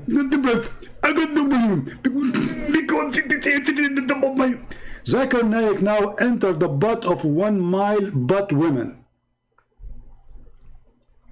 1 mile. I mean, don't you think it's small? Why 1 mile? What you will lose if you make it 2 miles? For innocent people in chat, just know that a Christian prince is a Jew prince, and he got paid to mislead you. Let us blame the Jews. This Palestinian boy, his wife, she could not make baby for a century, and then she went to Tel Aviv. She came back and she had a baby in her womb. The husband, he says, where you get the baby from? Where you get the baby from? She said to him, well, this is the time to blame the Jews. For real. Hey, Palestinian boy. Christian prince is a Jewish prince? Okay, let us say for the sake of argument, okay. And he is paid by the Jews, and still you cannot answer him. He's paid by the Jews, he's paid by the Hindus, he's paid by the cow, who cares? Still we are laughing, and you have no answer. It is time to blame the Jews, my friend. So if your wife, she went to Tel Aviv and she came back with a baby, I advise you immediately to blame the Jews for that baby. However, let us blame the Jews or blame Allah. Here we go. This is the stupid Quran saying that Allah, He gave the land to the Jews. Allah is a Zionist. He assigned the Holy Land for the Jews, and He never mentioned the word Palestine, not even once. Read. Allah told Moses to tell the Jews, go and kill every single Palestinian. Allah, He assigned this land for you. Do you see it? Allah Himself is a Zionist. In this stage, Muhammad the coward was trying to be hypocrite to the Jews. So he was saying to them, whatever, make them happy.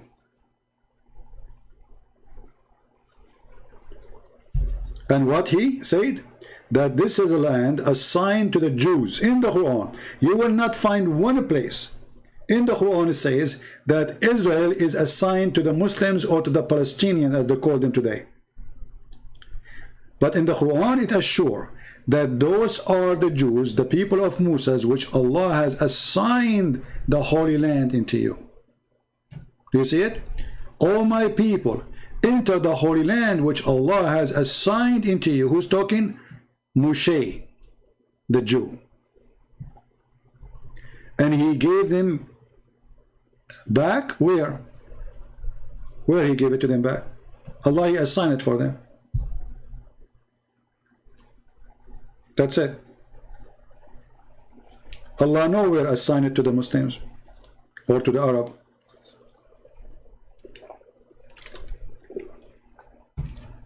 And Muhammad Ishmael, you are the one who said that your God Allah, He knew the future. This is additional proof that Allah do not know the future, because after 2 weeks, according to you, Allah changed His mind.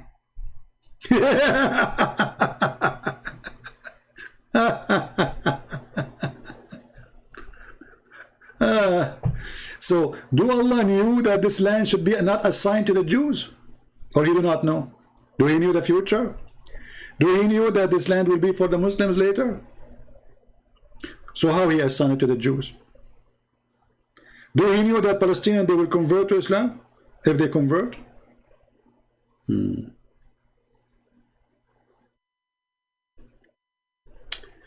Moshe was not a Jew. He was from Levi. Oh, that's a good thing, Ishmael. And now you know about the tribes of the Jews. That's a good thing. So tell your stupid prophet then why he called him a Jew.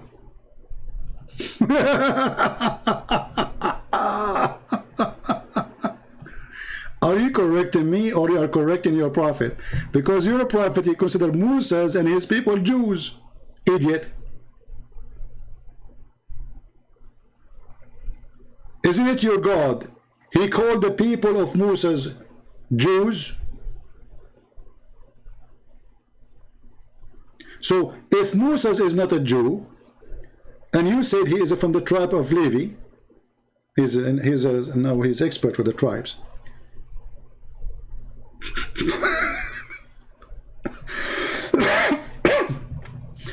Excuse me. You remind me of maybe Hijab when he said Elijah. I mean Allah. God. So God is with us.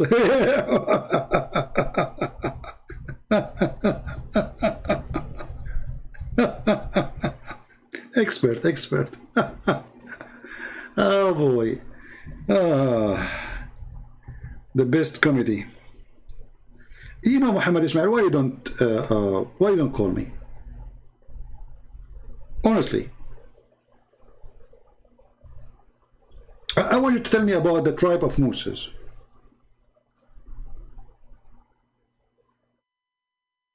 Can you do that? I need your help.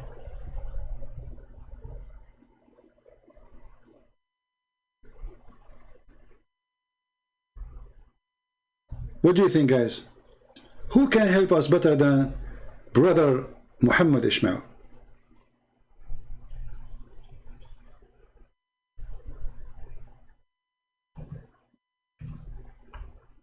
You like to call me? We want to talk about the tribes. You said that Moses, he is from the tribe of Levi.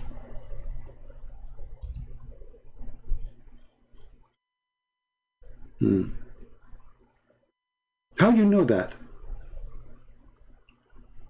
Is that from the Quran or from Google or from the Bible? Where do you get this, Muhammad Ismail?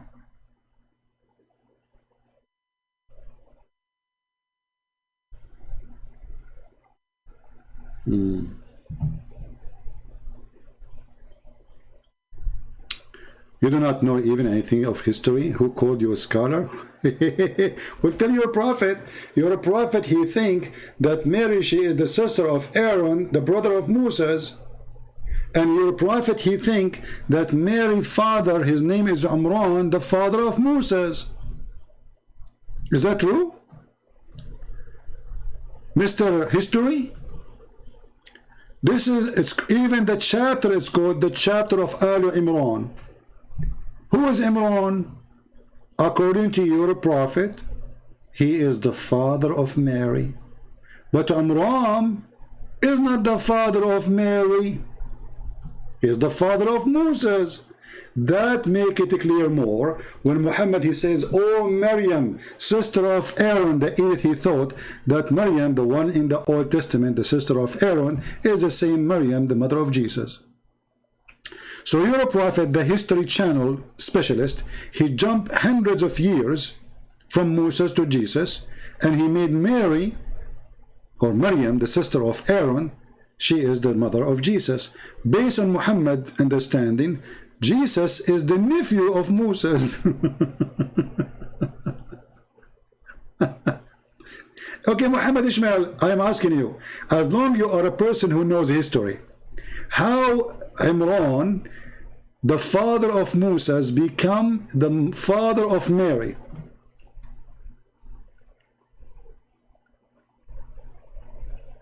I'm waiting for the answer. Any Abdul? In front of you, this is the story where the mother of Mary and the father of Mary story about how they begot or begotten Mary. All right? And even the chapter, the Muslim, they call it the chapter of Al Imran. Okay, who was Imran? Read carefully. Behold, the women of Imran said, "Oh my Allah, do dictate into thee what is in my womb for their special service. So accept this for me, of me." Thus, he knows of all things. Allah, he knows all things. So Allah, he knows all things. He knows that Maryam, she is the daughter of Imran, the father of Moses. And then when she delivered, she said, "Oh my Allah, I delivered a female child, and Allah knows best what I will do with the female child." You know, so the story here about Maryam, the wife of Imran, sorry, the daughter of Imran and her mother, and this is history? Is that a correct history, or this is stupidity?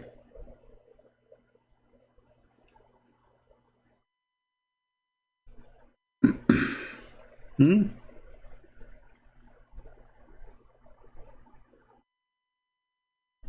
making things honestly. Good. Okay, I'm making things honestly, no problem. I'm making things up. Okay, let us go to making things up then. Let us go back to Ibn Abbas. I don't like to make things up. I like to share the truth. Okay, I will go back to the truth. Ibn Abbas, the cousin of the Prophet, said, in his interpretation for Noon, he says, Allah swear by Noon. And he says that the Noon is a whale which carry the earth in its back, while in the water, and beneath which is the bowl, and under the bowl there's a rock, and under the rock there's a dust, and none knows what is under the dust save Allah. The name of the whale is Dawish Farakan, and it says Lotaya, and the name of the bowl is Bahamut, and some they say his name is Talahut, and Leona, and the whale is called in the sea called Adwad, and it's like a small bowl in a huge sea. The sea is in a Hollywood rock, nearby there's 4,000 cracks. Hey Palestine, am I making things up? Or this is your God teaching?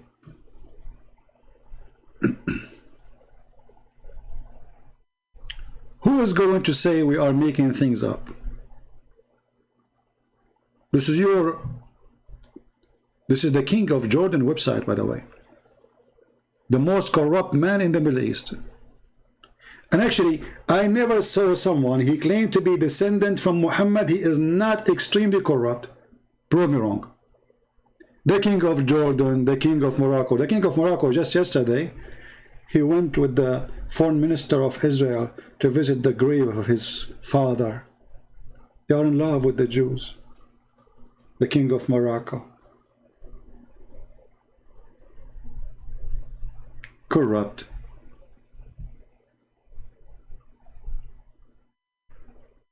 I convince you that Islam is wrong, brother? No, my friend, I don't want to convince you. I want you to stay as a Muslim and get the big boobs. Get lost. You become silly now. Who cares if you are convinced or not? It is your salvation. This is stupid religion. Sunset in murky water. The man will have endless penis. The orgasm will be 70 years. The wife will be, her ass will be 1 mile. No, I do not need to convince you. This is true stories. I don't want you to be stripped from such a butt. I want to see Muhammad Ishmael go into heaven and his penis is endless. Don't forget to take a selfie and post it in Facebook of Allah. I don't know how your phone can capture such an image of an endless penis. I don't think even you can talk to your penis because it's endless. Like, think about it. You are, let us say you are in the Jannah of Allah, and now your penis, because it's so endless, I don't know, like, is the heaven of Allah is endless too? Based on endless thing, if the heaven of Allah is endless, that means that your penis will be all over the heaven.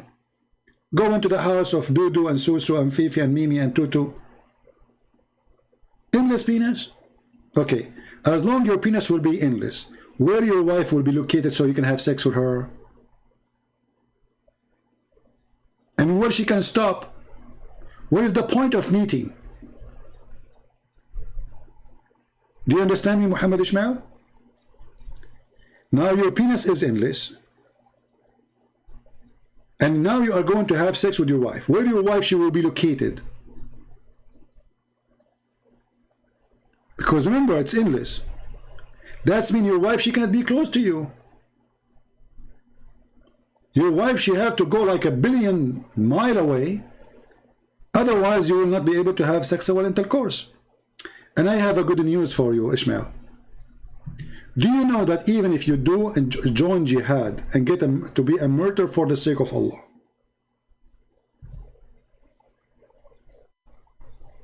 Allah will make you a green bird.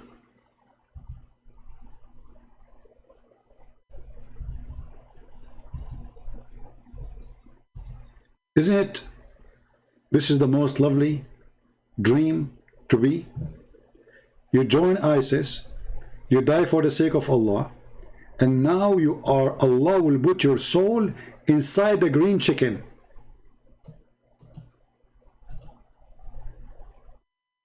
And then Allah will bring you the virgins.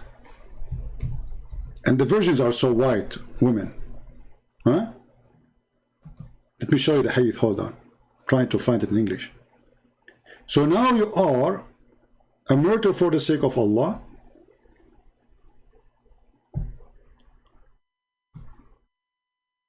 And now you are a green chicken. How you will have sex with those women?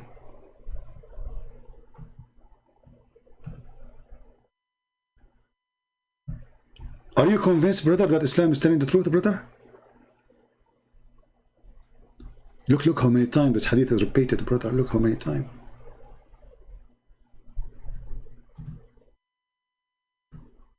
Brother, the Prophet of Allah, he said,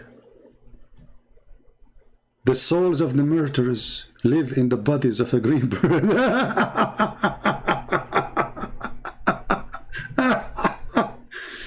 That's so lovely. You know what? I always wanted to go and join jihad.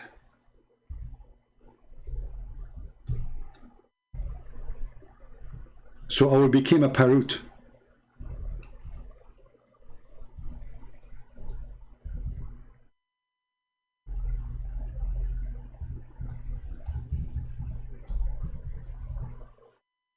Huh? This is your end, brother. Let me show you the pictures, your picture, brother. So now Muhammad Ishmael, he went to heaven. And now Allah, he took his soul and he put it inside the parrot. And now he will say, Takbir! Takbir! Takbir! Takbir! Takbir! And now, you know, the disappointing thing is that those horny females who Allah, he made them for sex. They are ready for sex, and all what they got, not a guy, they got a chicken. They got what? A chicken. The guy, his name is Palestine, he is saying to me, why you don't show chapters 2 verse number 62? My friend, chapter 2 is about Moses too, and how he did make the dead guy come alive by beating him by beef. Are you sure you want me to show you chapter 2 verse number 62? Okay, let us do it. Guys, the guy Palestine, he insists, Christian Prince, why you don't show us? Why you don't show us chapter 2 verse number 62, brother? Huh? Why you don't do that? Obviously, you are scared. Why you don't do that? Why? Huh? Okay?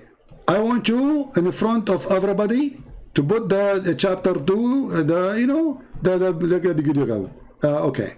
So now we will put for him in the Quran, chapter 2, verse number 62. What you expect?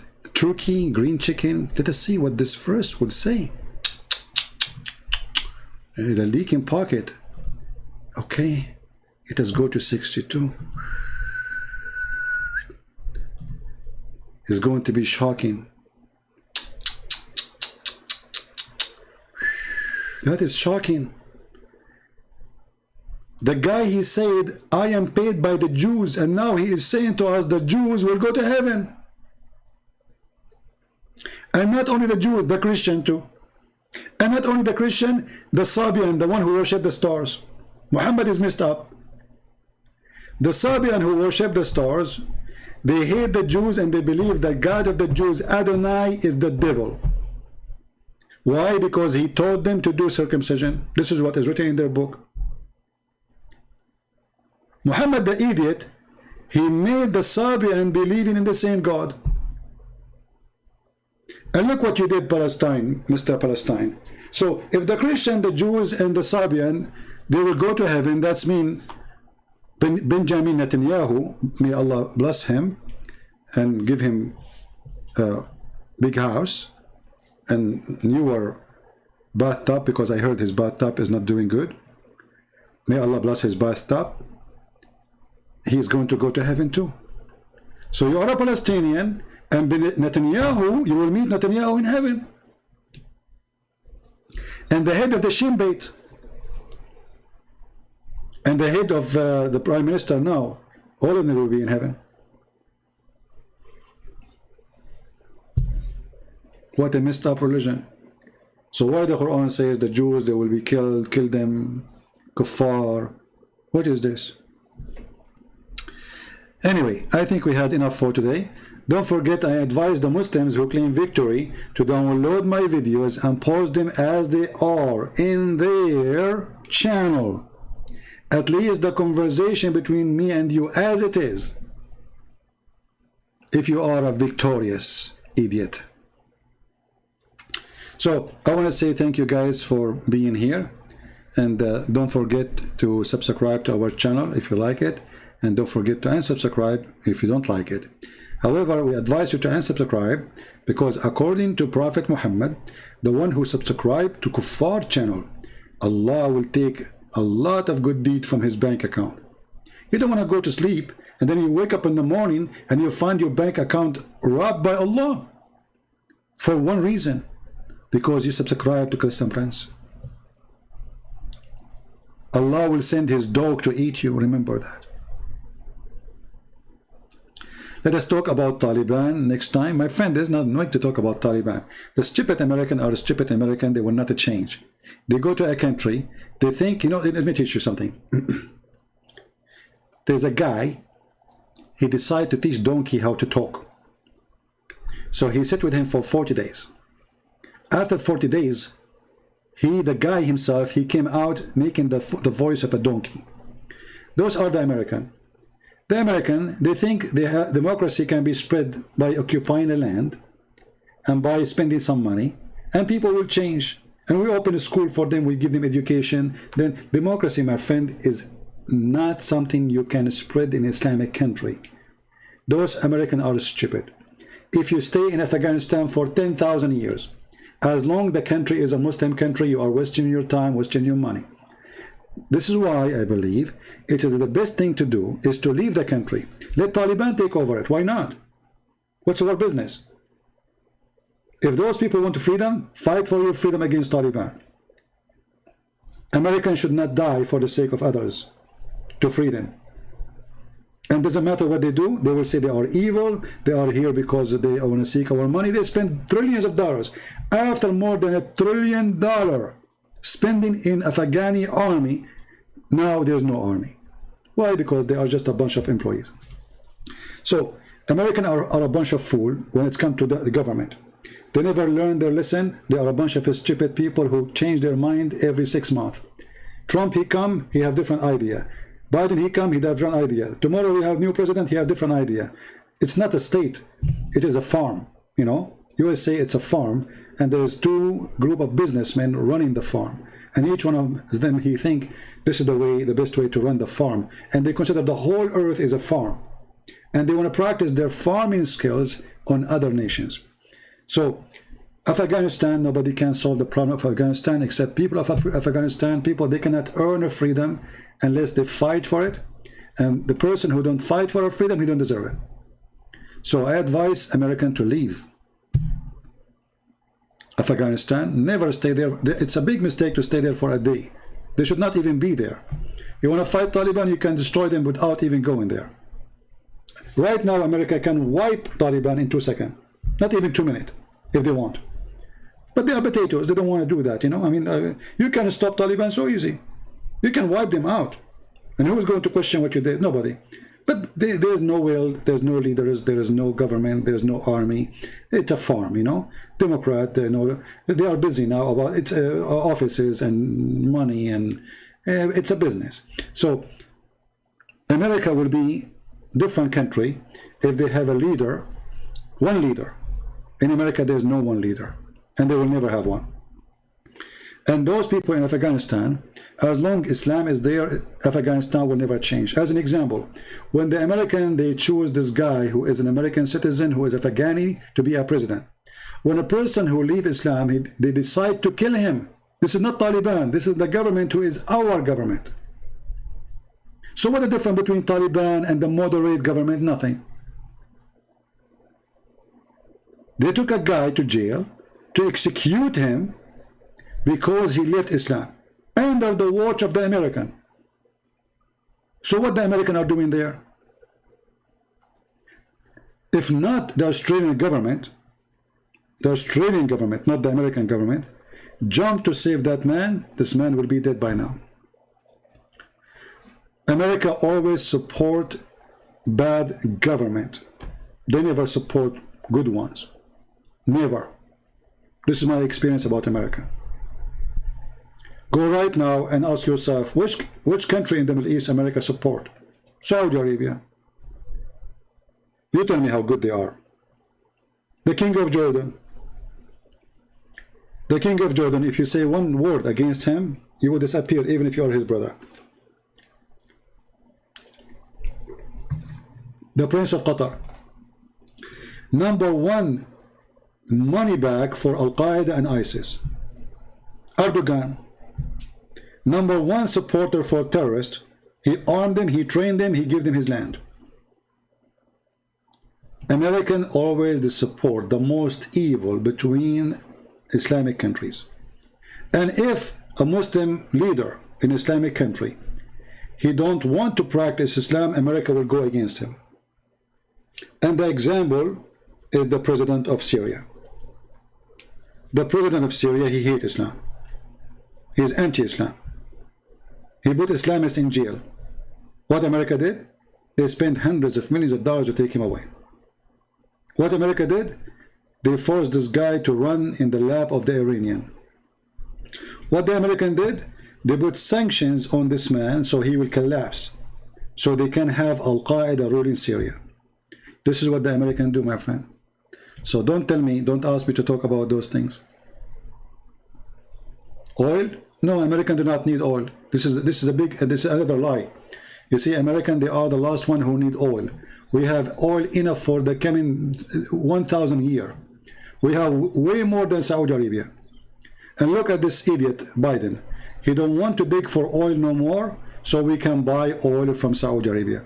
So we do not need their oil, but they are, I mean, it's a mess.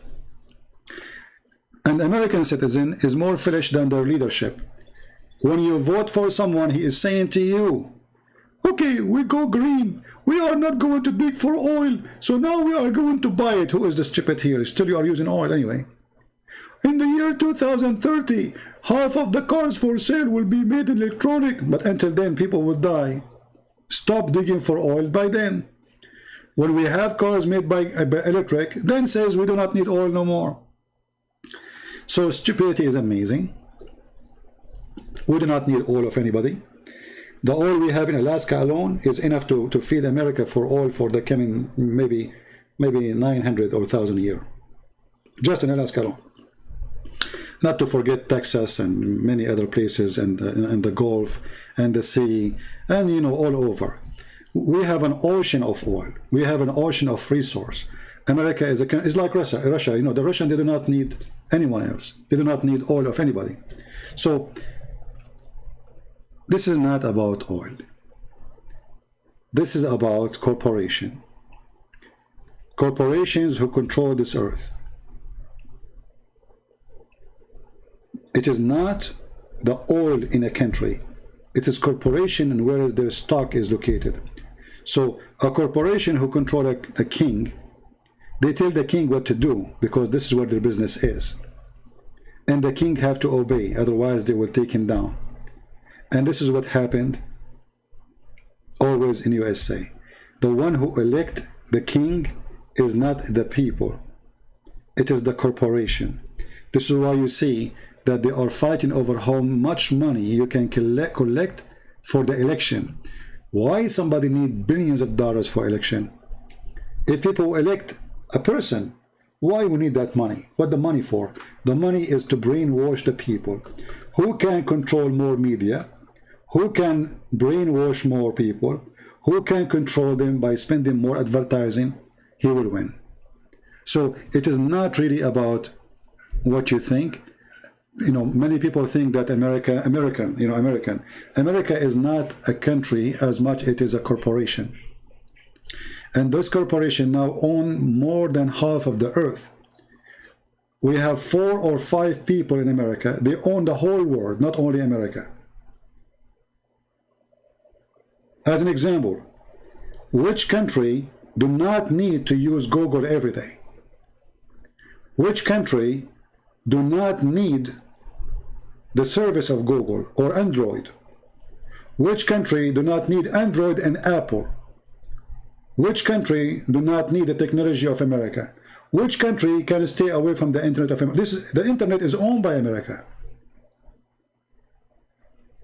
And we say America, mostly we are talking about corporation. So the one in control is not the American, it is the corporation of America. Few names controlling the whole world. So you become a slave of those 5 Americans, including the American themselves, become a slave of them. The owner of Google here, he can shut me down. Like now, they stop allowing me to have donation. Why? Because they don't agree with me about what I say. They want me to say things in order to receive money. You see how they control you?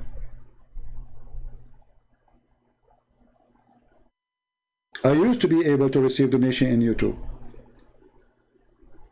And why they don't allow me? Because I am against their guideline. A person who teaches terrorism, saying that the one who leaves Islam should be killed, he can collect donation in his channel. I cannot. So those corporations are terrorist corporations. They use their own, terrorism is not only by violence, it can by cutting your income. It can be by muting you. It's like when a man, he beat his wife. This is terrorism. So they try their best to force you to be their slave, to be their dog. If you are their puppy, then you will make money. Then they will support you. Just be their puppy. So the question is, how many of us is willing to be their puppy? As long as you are their puppy, then they will bless you with their money, the money of the devil. If you don't agree to be their puppy, then there is no donation. You cannot do that. Very simple. Imagine the president of USA, they locked down his account. Look how powerful they are. Can you imagine? The guy who controls nukes, the one who can burn the earth. They locked down his account. They closed his account in Twitter, in Facebook, and in YouTube. We are talking about the president of United States, not somebody working the post office. So this is a scary mafia. Those corporations are the biggest beast ever created for mankind. They are even bigger than the beast of Islam. And because both of them, they are evil, both are in total agreement. They don't fight against each other. You will see Google always protect Islam. This is why I cannot keep my videos for more than a few days. I mean, did you ask yourself, a guy, he making videos for a long time. When David Wood, he started his channel, this was like first day for him. It was more than 15 years already for me.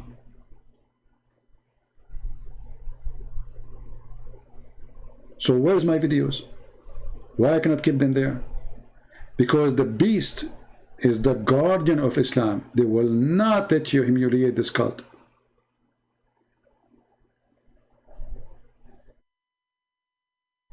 Otherwise, I will keep it there. I mean, the video have 50,000 views in 3 days. Why I want to take it down? Because YouTube is the devil of Islam. Why I close my account in Facebook? Why I close my account in Instagram? Why I close it in Twitter? Because whatever I post, they block it. If you are a Muslim, posting video about beheading, they don't block you.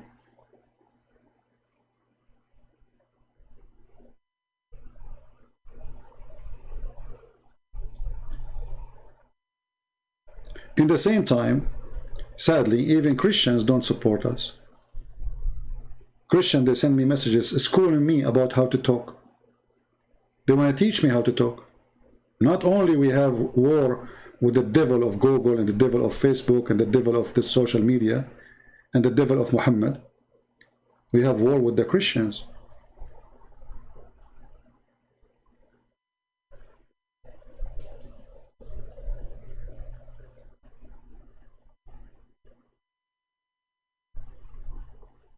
They gave me ad in my video because I played a song. It's called I'm Sexy and I Know It.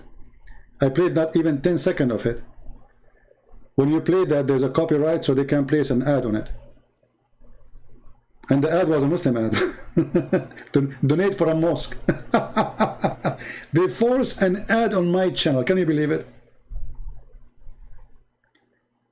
Do you remember when I was going live on air and then they sent me, and you remember?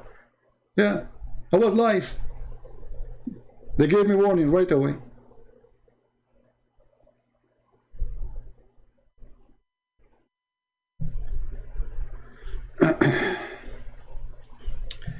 So, my friend, and by the way, I'm not telling you to be disappointed. No, that even will make the fight better. You see, it's boring if there's no fight. We are better Christians when the devil fight us more. You know what I mean? So don't think I'm complaining. I'm not. Praise the Lord, I'm very successful. As you see, Muslims are leaving Islam left or right. My videos is all over. If you go right now and search YouTube, me myself, I get scared when I search for my name in YouTube.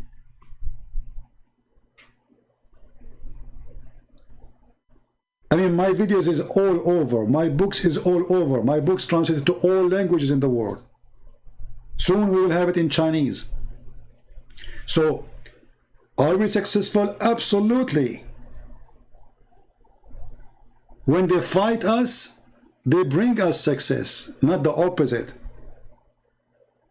When they fight me, they bring me more support, not the opposite. You know, I say to you my experience, that the more they fight me, the more the Lord, He sends support to me. How? I can't explain to you. The more they try to close door in my way, the more doors open.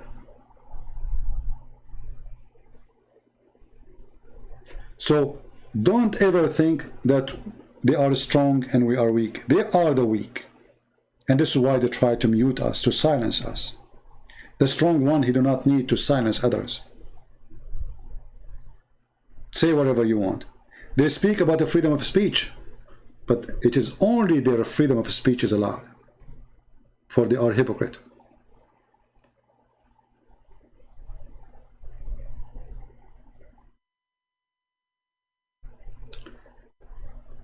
We have a Muslim here is posting this verse for us. Let me show you this verse, just to show you how stupid Islam is. Thank you, my friend, the one who was posting this. Muhammad, because he could not, you see, Muhammad is the same as a social media today.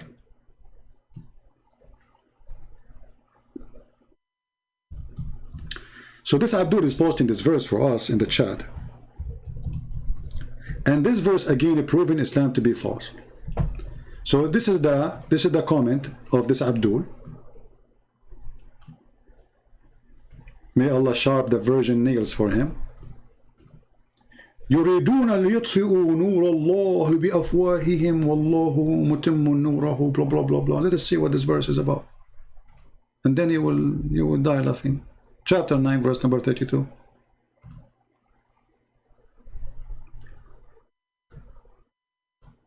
Fain would they extinguish Allah light with their mouth, but Allah will not allow it.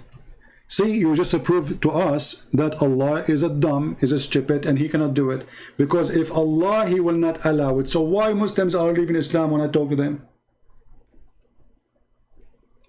And why no Muslim can debate me and win? And why you don't call me if this verse is with you? You will win. If this verse is true, then you call me immediately and you will have victory, because nobody can distinguish the light of Allah. So this verse is false.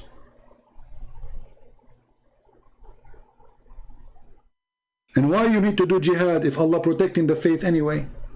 And why you want to kill the apostate if Allah, nobody can silence or mute his light? So my friend, Islam without lies dies. Islam without sword is dead. So you need two things to protect Islam: sword, violence, and lies.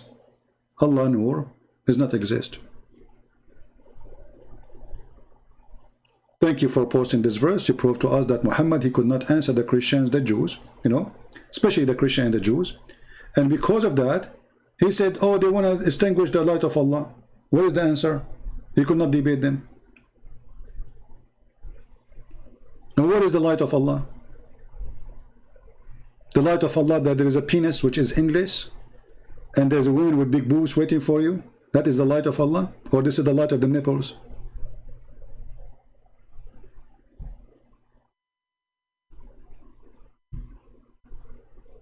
Is that the light of Allah to promise me women for sex and children for sex? It is the light of Allah to give me women who have vagina and nobody touch it? Is that the light of Allah? Where is the light of Allah? If you want, I will go to Skype again and I can take a call from you, MES, and tell me how the light of Allah work for you. When the Jewish woman, she killed Muhammad and he died by poison, was she successful to distinguish the light of Allah?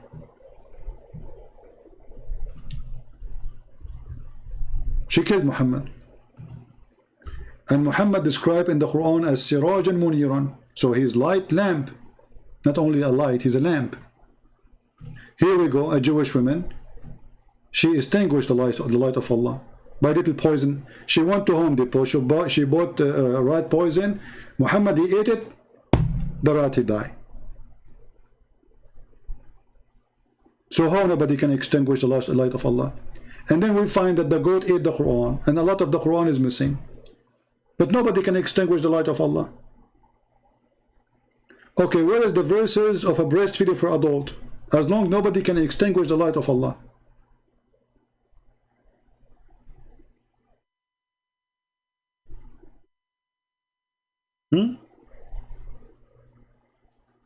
I don't ban people. If I block you in the chat because I want you to call me. It's the opposite. I open my Skype and it says any Muslim is willing, welcome to call me. Any Muslim. I don't even accept a call from Christians. I don't block you. I want you to talk to me. So where's the light of Allah?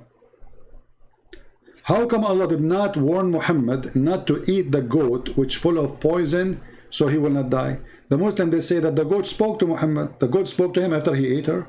How stupid is that warning? The goat was dead.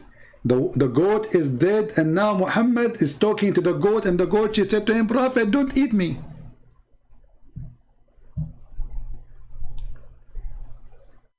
Hold on.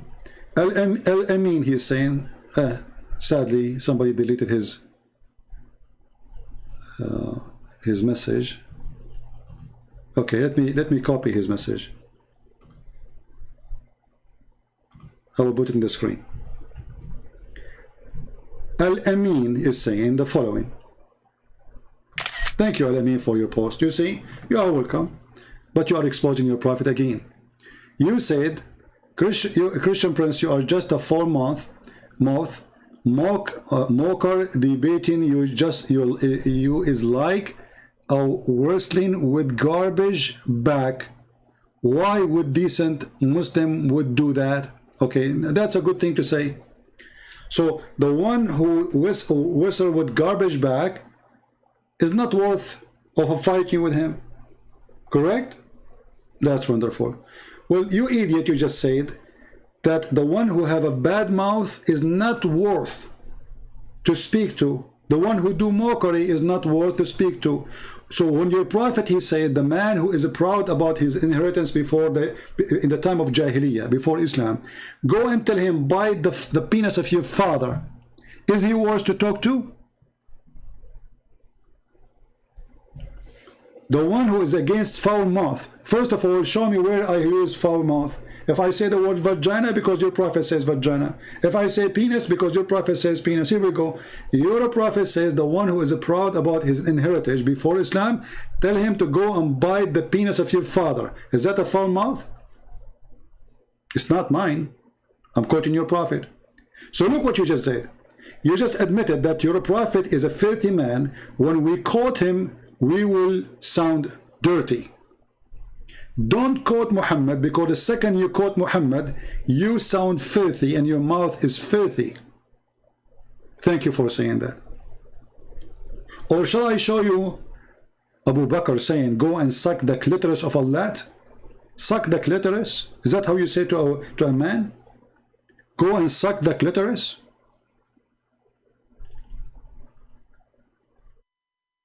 Or what about your God in the Quran who speak about the penis of Muhammad? Or what about your God who start doing mockery of the uncle of Muhammad and his wife? So the Muslim, when you quote for him what his prophet said, he gets so upset and he consider it a foul mouth, a mocker, a garbage bag. And you mentioning garbage, that is very good news for me. Look at your prophet. Your prophet is the only one who claimed to be a prophet from God, who asked you to clean yourself when you do ablution to pray. Yet he do ablution by washing himself by garbage. Read with me and laugh. Why somebody want to fight with the garbage bag? You are right. That is Muhammad. Read carefully. Abu Sa'id al-Khudri said that some people ask Muhammad, Messenger of Allah, whether they might perform ablution out of the well of Buda'ah, which was the well which minstrel, clothed, dead dogs, and stinking things were thrown in. Do you see it? The Prophet was talking to arrogant? Doesn't matter. The foul mouth is a foul mouth. I never use foul language. And I'm talking to arrogant too. You Muslim, you think you are superior, and you are not. You think you are the best of mankind, as the Quran says, and you are not. Islamic country is the most corrupt countries in the world. A woman, she cannot walk alone in the street without being harassed sexually or even kidnapped or raped.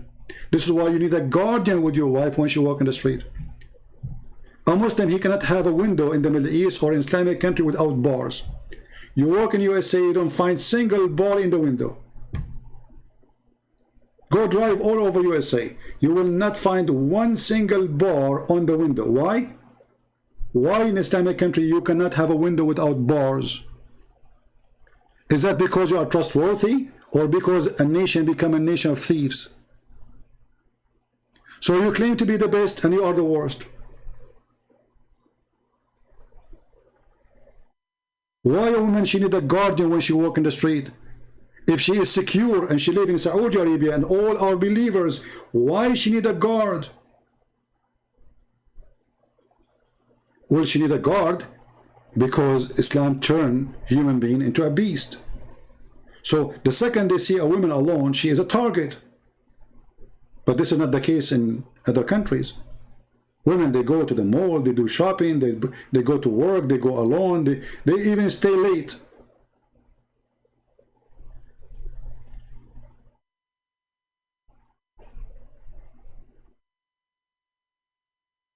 Are you there?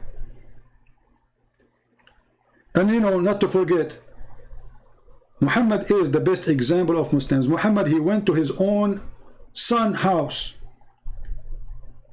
This is why, by the way, in the Middle East, Muslims, they trust Christians. They don't trust Muslims. When I used to go to Muslims when I was in high school, I go to a Muslim, like a Muslim who is in my classroom, nice people, you know, they are good people. I cannot say they are bad. I go to their house, their mother, she opened the door, she is even wearing see-through, and their sisters, I sit with them, I talk to them, very nice people. But when a Muslim, he knock at the door of the same house, and I am inside, all the females have to hide immediately. Even though the male who is coming is just a school guy like us. He is in my age.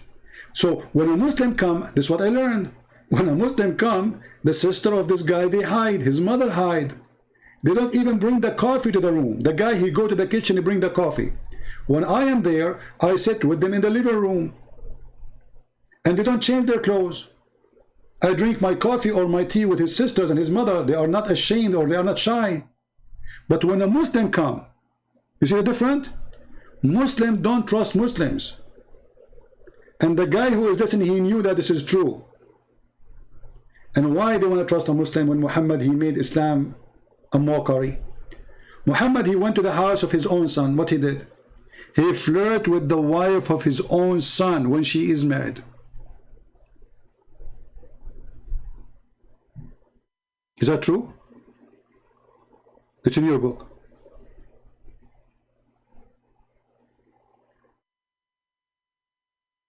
And just to show you the stupidity of Islam,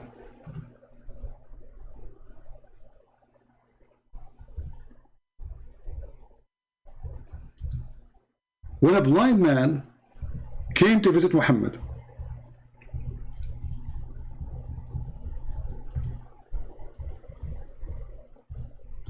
the Prophet, he said to them, put hijab, put burqa, hide behind the curtain. Do you know when I say the stupidity is amazing?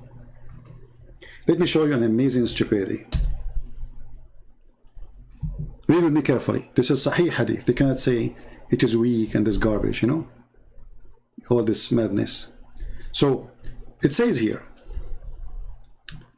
I was with Allah Messenger, this is the wife of Muhammad saying, along with Maymuna, this is the other wife. He was having 3 sons. When Ibn Maktoum, which is a blind man,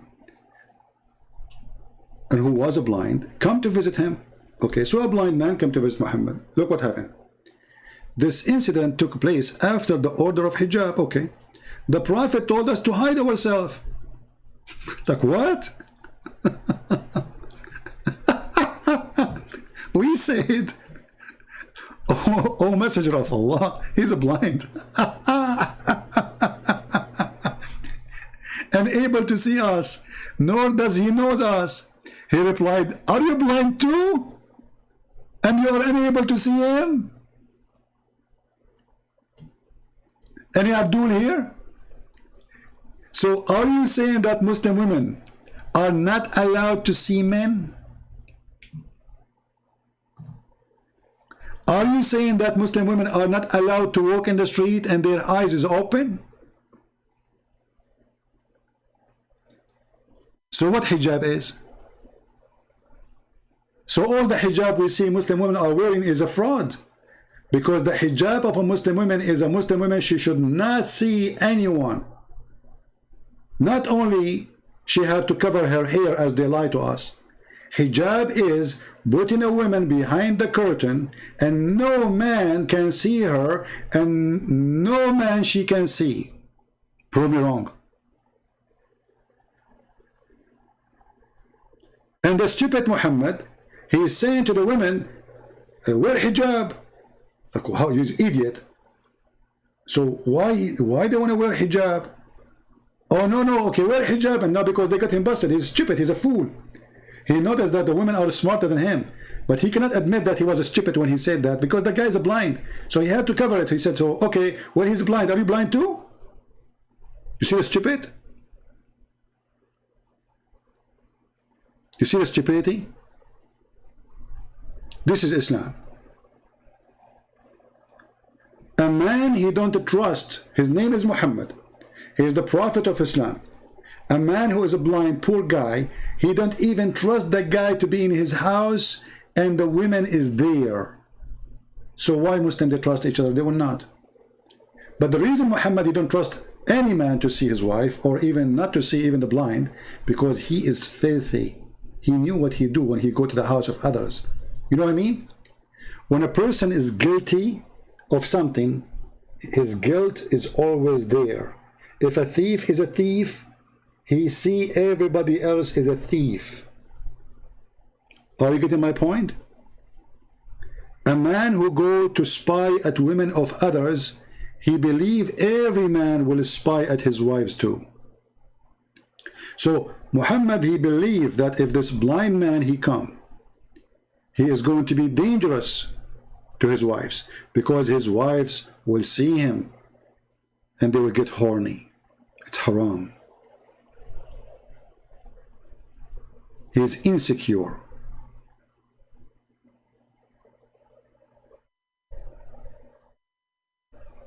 It's a clear sign of insecurity, and this is what Islam brings to a human being, make you insecure.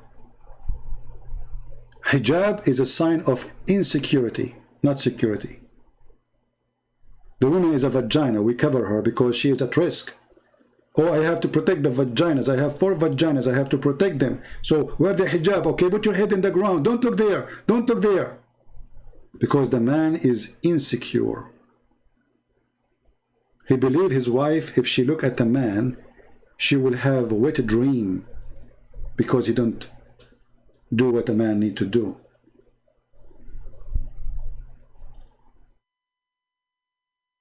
If there's any Muslim that agree with me?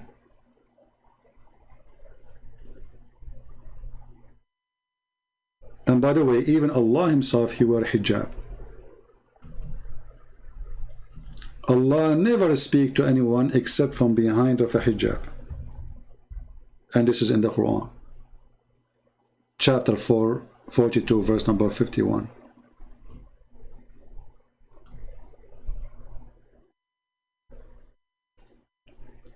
Hijab is not a hair cover. Only foolish people think that. Hijab is a curtain. This is why he said to them, hide yourself behind hijab. And what he want? So they cannot see the blind man. If hijab is a cover for the hair, well, the man, you know, they can see still, they can see the man, correct? So hijab is a veil as a curtain. This is what hijab is. But the hypocrite Muslim today, they don't want to follow Muhammad teaching. They don't want the curtain. They want just a hair covering. But this is not what Islam teach. Because as you see, even the hadith confirm it. If the hijab is a hair covering, then okay, they cover their hair. They do not need to hide themselves from the guy, right? Or do we agree? If hijab is a hair covering, all what those women need to do is to cover their hair, which is no point because the guy is blind anyway, right? So even though he's blind, he is asking them to hide themselves. Read carefully. Even the Muslim in their translation says to you, he told us to hide ourselves from him. Between 2 brackets, i.e. observe hijab. Okay, so is hijab now is something in the hair of the sea? If this is the case, that will be stupid because the guy is blind. So they said to him, well, he's blind. He can't see us nor recognize us. He replied, are you blind too? So the hijab is not covering their hair. The hijab is hiding themselves from ability to see someone else. That is a curtain.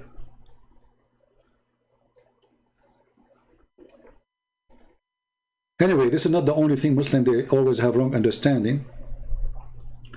Like Muhammad do not know how to read, how to write. Nowhere in the Quran says that. The Quran says Muhammad, he do not, he's ignorant. He do not have a book. He's ummi. Ummi is coming from the word gomai, the Jewish word for from the nations. He's from not from the Jews, Gentile. So Muhammad is a gomai. Muhammad is from the Gentile. Muhammad is from the nations. He is not from the Jews.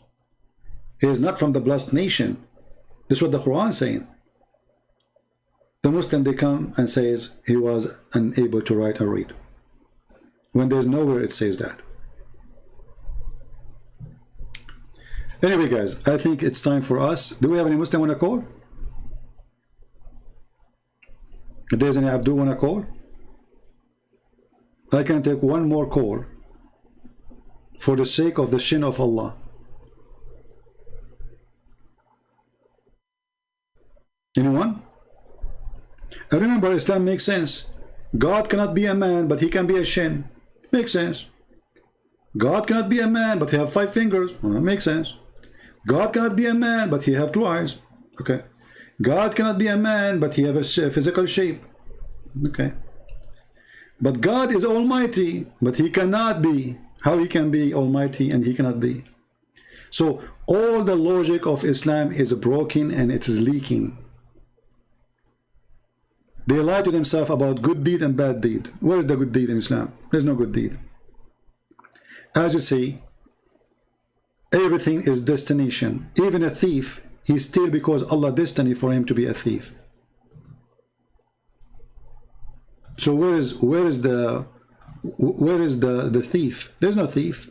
The real thief is Allah. And we showed you a video from the mouth of those Abdul.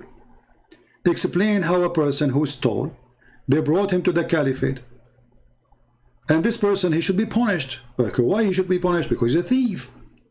But as long as they believe in the predestiny, how you can punish a thief? Allah, he destined for him to be a thief. Then obviously you would be the fool. A man came at the time of Umar ibn Khattab radiallahu anhu. According to one of the narrations, he needed to be punished because he stole. So he comes to Umar ibn Khattab radiallahu anhu and he uses the same line. He says, "Oh Umar, oh Amirul Mu'mineen, how can you punish me for having stolen when it was predestined? My deeds were already written by Allah subhanahu wa ta'ala." Now that's quite a good argument if you were to see. This is a good argument if you think about it. Stupid religion. So how you want to punish me for a sin Allah he forced on me? And this is a pretty good argument if you think about it. The Sheikh, he said. One of the narrations, he needed to be punished because he stole. So he comes to Umar ibn Khattab radiallahu anhu and he uses the same line. He says, "Oh Umar, oh Amirul Mu'mineen, how can you punish me for having stolen when it was predestined? My deeds were already written by Allah subhanahu wa ta'ala." Now that's quite a good argument if you were to look at it. Yeah. Umar ibn Khattab radiallahu anhu was one ahead of this man. He says, "Well, let's punish this man because it was predestined that we were going to punish him as well." See? Wow. So these deeds. So it goes to show that you cannot use as an excuse the fact that Allah has predestined things. You cannot use it. You cannot use it. I mean, you see the stupid logic? This shows that you cannot use it. This shows that the caliphate is arrogant and he's stupid. And he is not consistent, because if it is a destiny that I will be a thief, then what is my fault? If Allah decides for me to steal, can I stop Allah's destiny? No. See how stupid this religion? And then the guy, he says to you, nobody can stop the nur of Allah. My friend, the nur of Allah is fart. Who in the world want to believe in such a garbage? So you go and do fornication, and then Allah want to punish you for fornication when Allah, he is the one who wrote for you how much fornication you would do.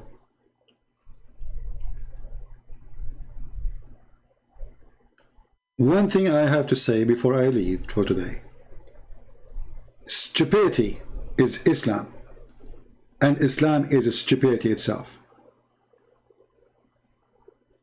And you cannot be a person who have little brain and you don't find this is stupid, that I destiny for you to be a criminal, and then I will punish you for I destiny for you to be a criminal.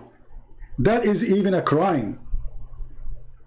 If I force somebody to commit a crime, and then I want to punish the one who commit the crime, the one who commit the crime for real is the one who forced him, not the one who did it. If a captain, he ordered a soldier to shoot a woman, and the soldier, he have to obey order, otherwise he will be executed. Who is the real criminal? It is the captain. So the real criminal in Allah, in Islam, is Allah, if destiny is true. So Islam is a silly, stupid, sick, funny, dummy, garbage cult. Collect every contradiction in the word, put it together, and then they say to you, this is Islam. And then they come to you with the false miracles. They say the Kaaba is in the center of the earth. And then if you search, you will find that the Kaaba is always flooded by sewage. Allah, He chose the location of the Kaaba, brother. Allah, He chose the location. It's an amazing location in the center of the earth. Why the earth is flat? And the one who chose the location of the Kaaba, why he chose the worst location in the world, where the sewage cover it every year almost, until the American they come with a solution. This is your Kaaba, flooded by sewage. Allah, He chose the location for the Kaaba.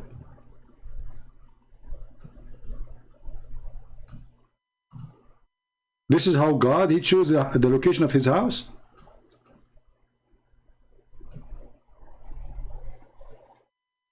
Shall we go swim? Do you think we have fish there? It's dirty water. And why Allah cannot lift the Kaaba location from the ground? I mean, He can order the earth to come up, and that's it. Just 10 meters up, the Kaaba will never be flooded. So Allah chose that location. The first thing a human being, when he want to build a house, he should check the elevation of his house to see, especially in our, I mean, we are talking about Allah, His God. Suppose He do not need Google. Now you can go to Google, you can see how high your ground compared to other ground in the neighborhood, and then you can predict when if your place is going to be flooded or not. But this is God. God do not know that His house will be flooded if He chooses it in that location. God, He cannot stop the flood to His house, and people taking selfie, swimming.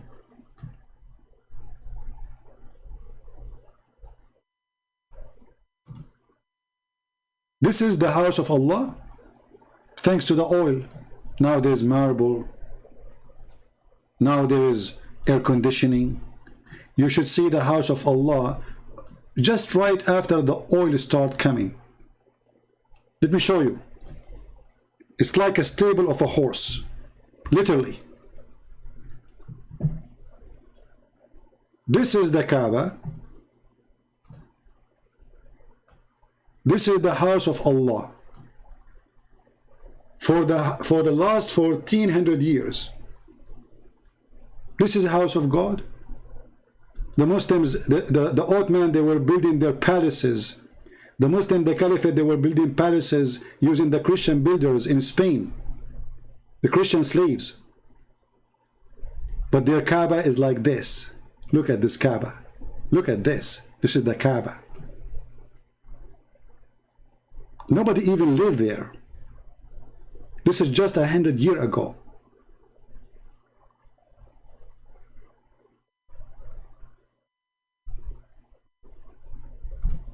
Look at this. Donkeys and camels around the Kaaba. And go look at the Kaaba today. It's the biggest business.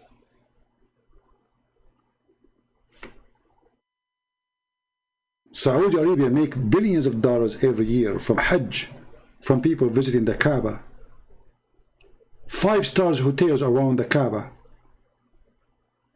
Towers.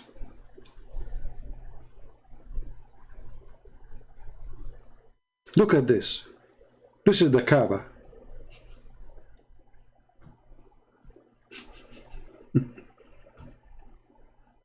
What is that? Those are pictures showing you the change around the Kaaba. From a bunch of tents, bunch of small houses, a small tiny stable room. There's no roof. Then we put a roof. Then we start, and look, even the Kaaba, they put a burqa for the Kaaba. And this is the house of their God. The house of any Muslim is better than this house. He spent more money in it. When the Saudi they start getting their oil, the Saudi they notice how much important for them to increase tourism toward the Kaaba. So they start building hotels. They start putting marbles. They have air conditioning, spray air condition, because it's extremely hot there. And they start advertising airlines, etc. And now Kaaba is a Las Vegas. And it's #1 city for drugs in Saudi Arabia and prostitution. And now, by the way, the Muslims are trying to divide the timing between women and men around the Kaaba. Why? Because there's a lot of molestation around the Kaaba always happening, especially when it's busy.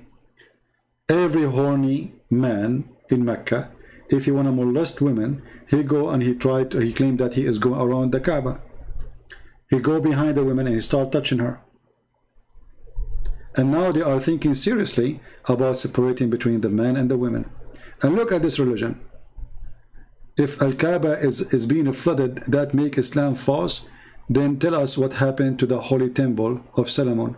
What happened to the Ark of the Covenant?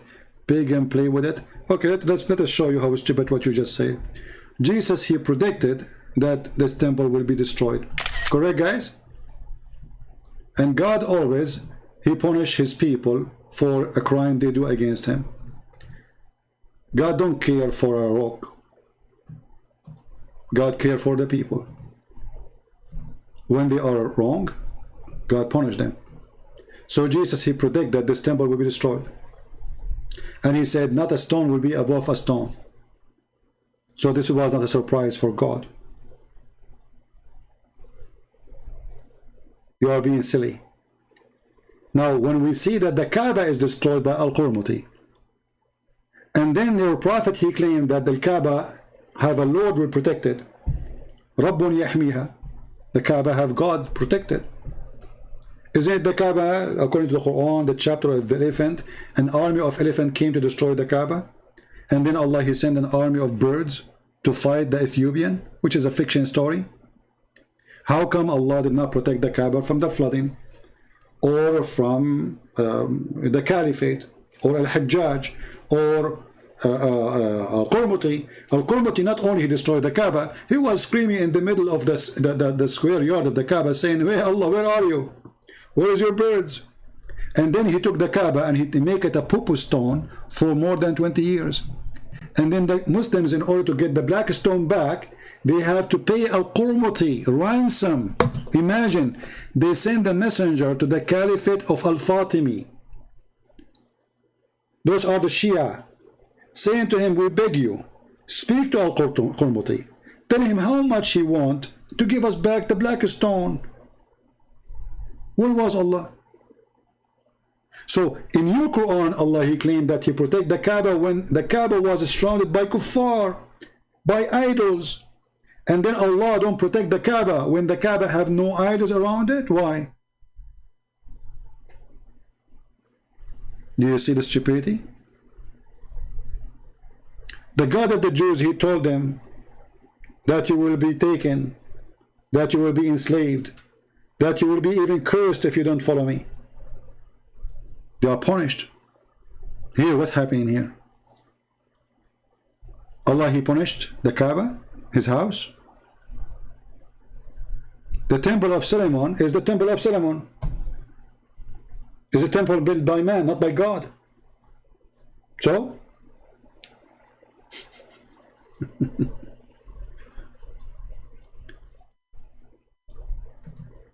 Where Allah, he said nobody can destroy the Kaaba? Okay, let me show you. Let us see, guys, where Allah, where it says nobody can destroy the Kaaba. Let us go. Even though I'm supposed to go soon, but let us have fun. You never heard of a chapter, it's called the chapter of the elephant? Your God is the zoo God. Alam tara, don't you see how your Lord did to the companion of the elephant? What the companion of the elephant they were trying to do? Can you tell me?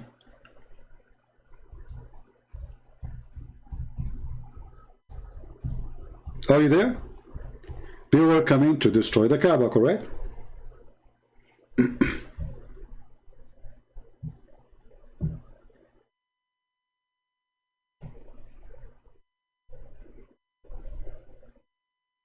And why Allah He sent the birds? Because Abdul Muttalib, he says, the Kaaba have a Lord will protect it. Is that correct? And supposedly Allah He sent His birds.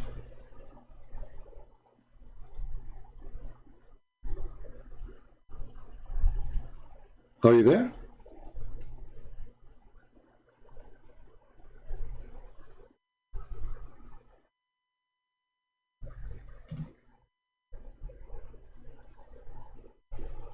Who can protect the Kaaba, save Allah? Nobody.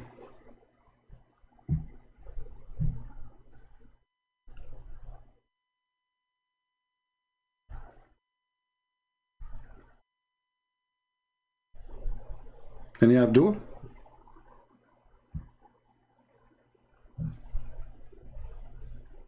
And for sure this is a fiction story, you know, stupid story. Because as you see, the Kaaba was destroyed many times, not only once or twice or 3 times. Actually, me myself, I made a video, translation for a video made by Muslims speaking about the one who destroyed the Kaaba. Al-Qurmuti, when Al-Qurmuti destroyed the Kaaba, Muslims were leaving Islam like crazy. Because he showed everybody that, you know, the Kaaba protection is a lie. And this verse is a lie.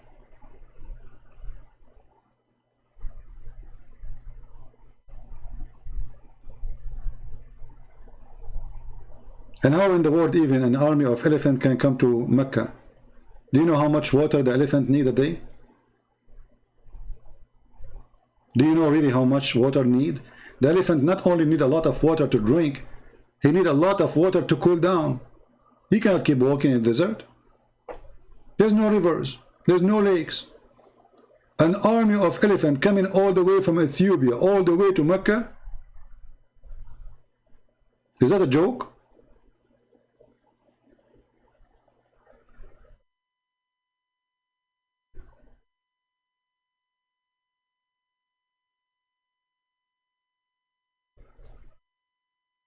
Ali Muhammadan?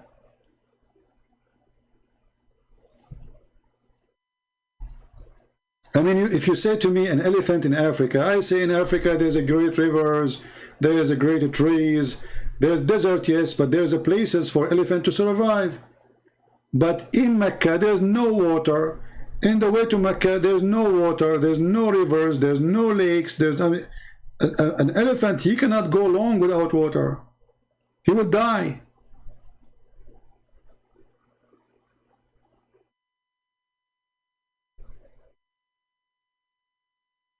He need a huge amount of water. He spray himself, not only to drink, he need to spray himself to cool himself down. He need to jump in the water. Otherwise he will die. So who in the world will believe such a fiction story? And hold on, as long Allah he protect the Kaaba by birds, why you need the F-16 from the American and the AWACS when Saddam Hussein he attacked Saudi Arabia? Why you need now the American to protect you from Iran? All what you need to do, put your missiles around the Kaaba and then Iran cannot shoot. Because Allah will protect it. Bring all your defense system, all your missiles, huh? And shoot from around the Kaaba. Iran shoot back, Allah will shoot it down. Why you are buying the American weapon like crazy?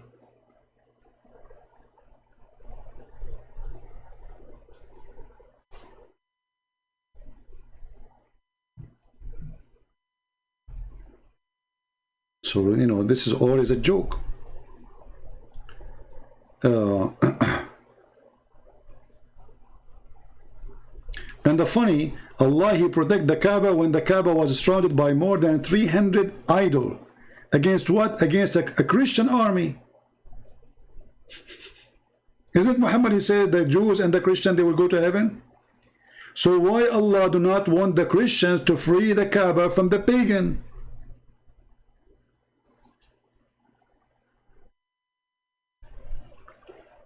Do you see the stupidity? Allah is a pagan God. If the one controlled the Kaaba at that time, they are pagan. Why Allah don't want the Christians to take over? Which one is better? Somebody have 360 idols around the Kaaba, or Christians? So Allah, he don't want the Christians, he preferred the 360 pagan God.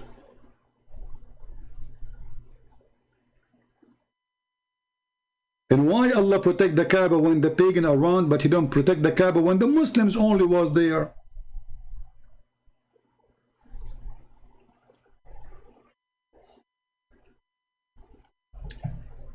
Let me see if I can find you the video about the Kaaba being destroyed.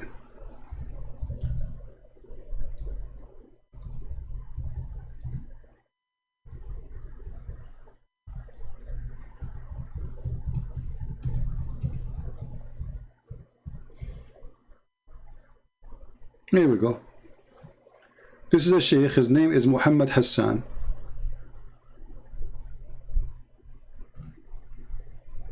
Muhammad Hassan. Oops. Sorry. This is Muhammad Hassan. بأن الحجر الأسود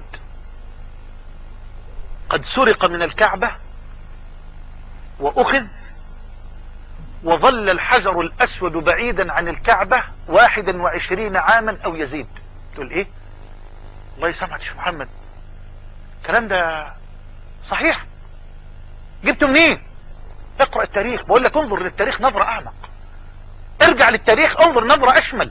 الحجر الأسود انتزع من الكعبة. أيوة. مين ده؟ الخبيث المجرم أبو طاهر القرمطي الذي انتزع الحجر الأسود من بيت الرب العلي وذبح المسلمين في الطواف وهم يطوفون حول بيت الله جل وعلا. ذبحهم كما تذبح الخراف والأغنام، ذبحهم وهم يطوفون بملابس الإحرام، وانتزع الحجر الأسود. وخلي بالك بقى، شايف الفتنة، ظل يصرخ في الكعبة في صحن الطواف يقول: أين الطير الأبابيل؟ أين الحجارة من سجيل؟ يا خبر أبيض، ده تحدي واضح.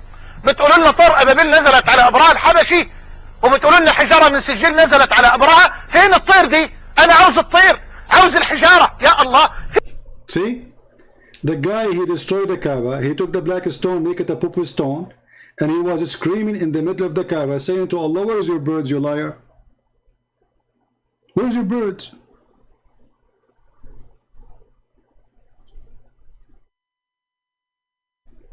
Muslims, are you there? And this is your sheikh, he's a famous sheikh in Egypt. I clean my shoes always with his beard.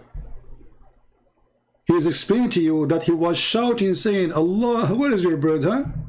What you can do about it? Here we go. I destroyed the Kaaba. I destroyed the Kaaba. I took the black stone. I'm going to piss on it. What you can do about it?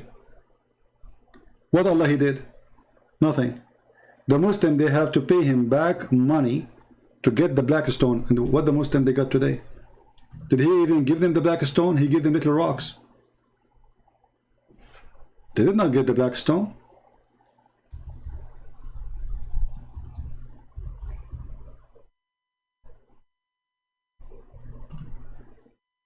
They got little tiny rocks. This is what is left of the black stone. Look at this. All the brown you see is a wax.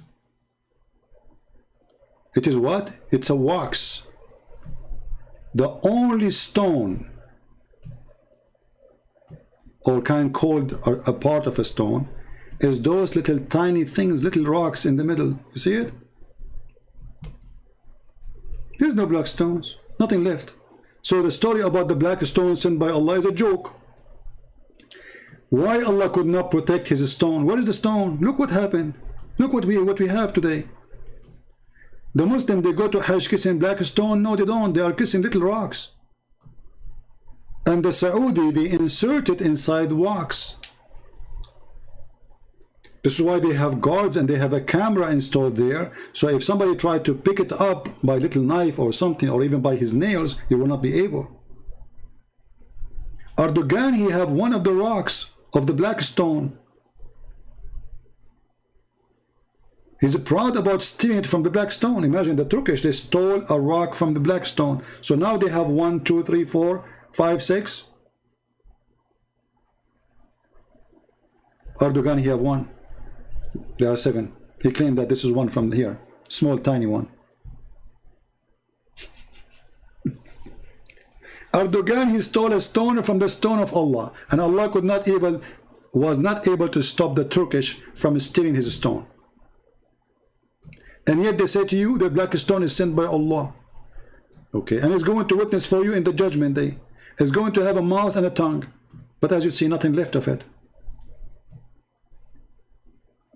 What a stupid religion. Anyone have little brain, he will notice that this is a joke. This is just a pure pagan cult. If the black stone is sent by Allah, then Allah should keep the black stone until the judgment day. But to say to me now there's nothing left except some wax, and we go and kiss wax, and the wax is fixed by a guy from Pakistan, you can go right now and search in YouTube maintenance for the black stone. I'm not joking. Search for maintenance for the black stone for the Kaaba.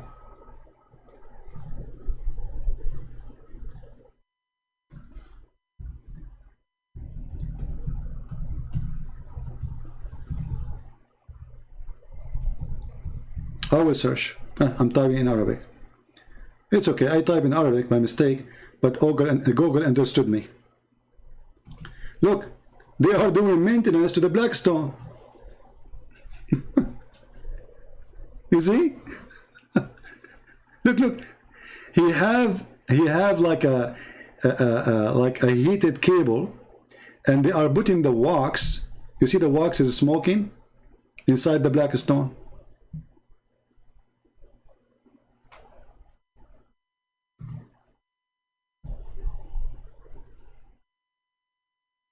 Your God, he need a maintenance to his stone, which he sent to witness for you in the judgment day. So without maintenance, the stone is gone. There's nothing left. Do we need to make maintenance to Allah Shin too? We have maintenance for the Quran. We have maintenance to the Kaaba. We have maintenance to black stone. Islam, all of it need maintenance. It's a pocket is leaking, and we have to put fingers in every hole to stop the leak. Good luck. Anyway, I hope we have a good time for today. Don't forget to download the video, share it with your friends. I will try to make shorter videos, but this is what happened. I plan to go for short video. Honestly, like today I was saying to myself, let me go there for 20 minutes. Can you believe it? Let me go there for 20 minutes. And now it's 3 hours and 13 minutes. So I need to put an alarm next to me. And that's it. I say 20 minutes. I will make it 20 minutes when the alarm is done. Anyway, guys, I love you very much. I appreciate all of you. I pray that the Lord will open the eyes of the Muslims. Don't hate them. Love them. They are victims of the stupid and the cult. They are victims of the criminal Muhammad. They are victims. They think we hate them. We don't. Because we are Christians. And we are here to save them and to bring them back to the Lord, to Christ himself. Christ, he came for the sick, not for the healthy. So we are not here to fight with Muslims. We are here to fight with lies. We are here to destroy the lies. Muslims are believers in lies. They are victims. We do not want to destroy them. We want to save them. We don't want to fight with Muslims. We want to show them the truth. And the truth is always the truth. Nobody can change it, and nobody can delete it, and nobody can destroy it. The truth, my friend, will set you free. with Christ alone, truth will be with you always. As you see, Muhammad is nothing but fictions, virgins, boys, river of wine, river of milk. This is not God. This is a pimp house. This is a bar. This is an open buffet. This is a messed up, noisy, garbage place. This is not a place where God can be. You see, in the presence of God, a silence or a noise will be, which is going to present happiness, not a noise of madness and drinking. The noise can be praising the Lord. The noise can be worshiping the Lord. But the noise cannot be a bunch of drunk people drinking non-stop and having sex. That is not the house of the Lord. The Messiah, our Lord, he flipped the tables of the Jews for just buying and selling in the courtyard of the temple. Muhammad, he taught his people that in the presence of Allah, in the house of Allah, they will be having sex non-stop, and each one of them will have 70 years orgasm. A sexual maniac promise, perverted cult, the god of sex. So for us as a Christians, we are waiting for the holiness of Christ to come back. He was holy when he was here, and he is holy when he come back, and he is always holy wherever he is. With Allah, there is no holiness. And remember the Messiah, he said something very important. I want every Christian to make it as a guideline for his life. From their fruit you shall know them, not from their names. If Muhammad was a person who is of God, then his fruit should be a fruit of God. But all of us, we knew that Muhammad, his fruit is evil, is ugly, is disgusting, and there's no God is there. From their fruit, my friend, not from their names. Muhammad, he changed his name to be the praised one because he wanted to be God. He wanted to replace Jesus, actually. He wanted to be the praised one. That's why he called himself the praised one. And that name alone telling you that he is the devil. For only devil will accept to be called the praised one. If you ask me, do you like to be called the praised one? I would say that is an insult to my God. I am not the praised one. How I can be? No prophet can be the praised one. That is a title should be given only to God. So how Muslims, they call their prophet the praised one? They worship him. He took over. He is the devil. The devil, he come from your window, regardless of what kind of window it is. If your window is God, if your door is religious, he will come to you from the door, religion. If your window is sex, he will come from the sex. He changed his format, he changed his uniform, he changed his name, he changed his look. But the fruit is always ugly, and so is Muhammad. God never promised us to be perverted. It is to be perverted to think about going to a place is the house of God and there's nothing there but sex with women you never met. Sex with women you never saw. Sex with women, they are made for sex. That is disgusting. If this is God, so what is pimp and what is Satan? The funny is that Muslims, when they make a movie and they try to present for you some Christians in the movie, they show the Christians are people who they are drunk, wearing naked clothes, etc. But in the same time, in the other side, they show you that when they go to heaven, they will be the naked one. They will be the one having sex non-stop, and they will be the one drinking river of wine. See the contradiction? And not to forget that Muslims in earth, they have unlimited number of sex too. And actually, we should make more videos of Shabir Ali, who said that Muslim men, they can have sex with more than 4, if you remember. This is the video we showed just a few days ago. I still have it open here actually. It says, Question and answer: why did the Prophet Muhammad have more than 4 wives? And the answer of Shabir Ali was that there is nowhere in the Quran indicate that the Muslim man, he can have 4 women. We should talk about this one, should talk a special video about this topic, so Muslims can be aware of how 6 maniac the promises of the one who made Quran. Disgusting. Thank you, God bless you, and see you soon again. Christ is Lord, Islam is false. Take care.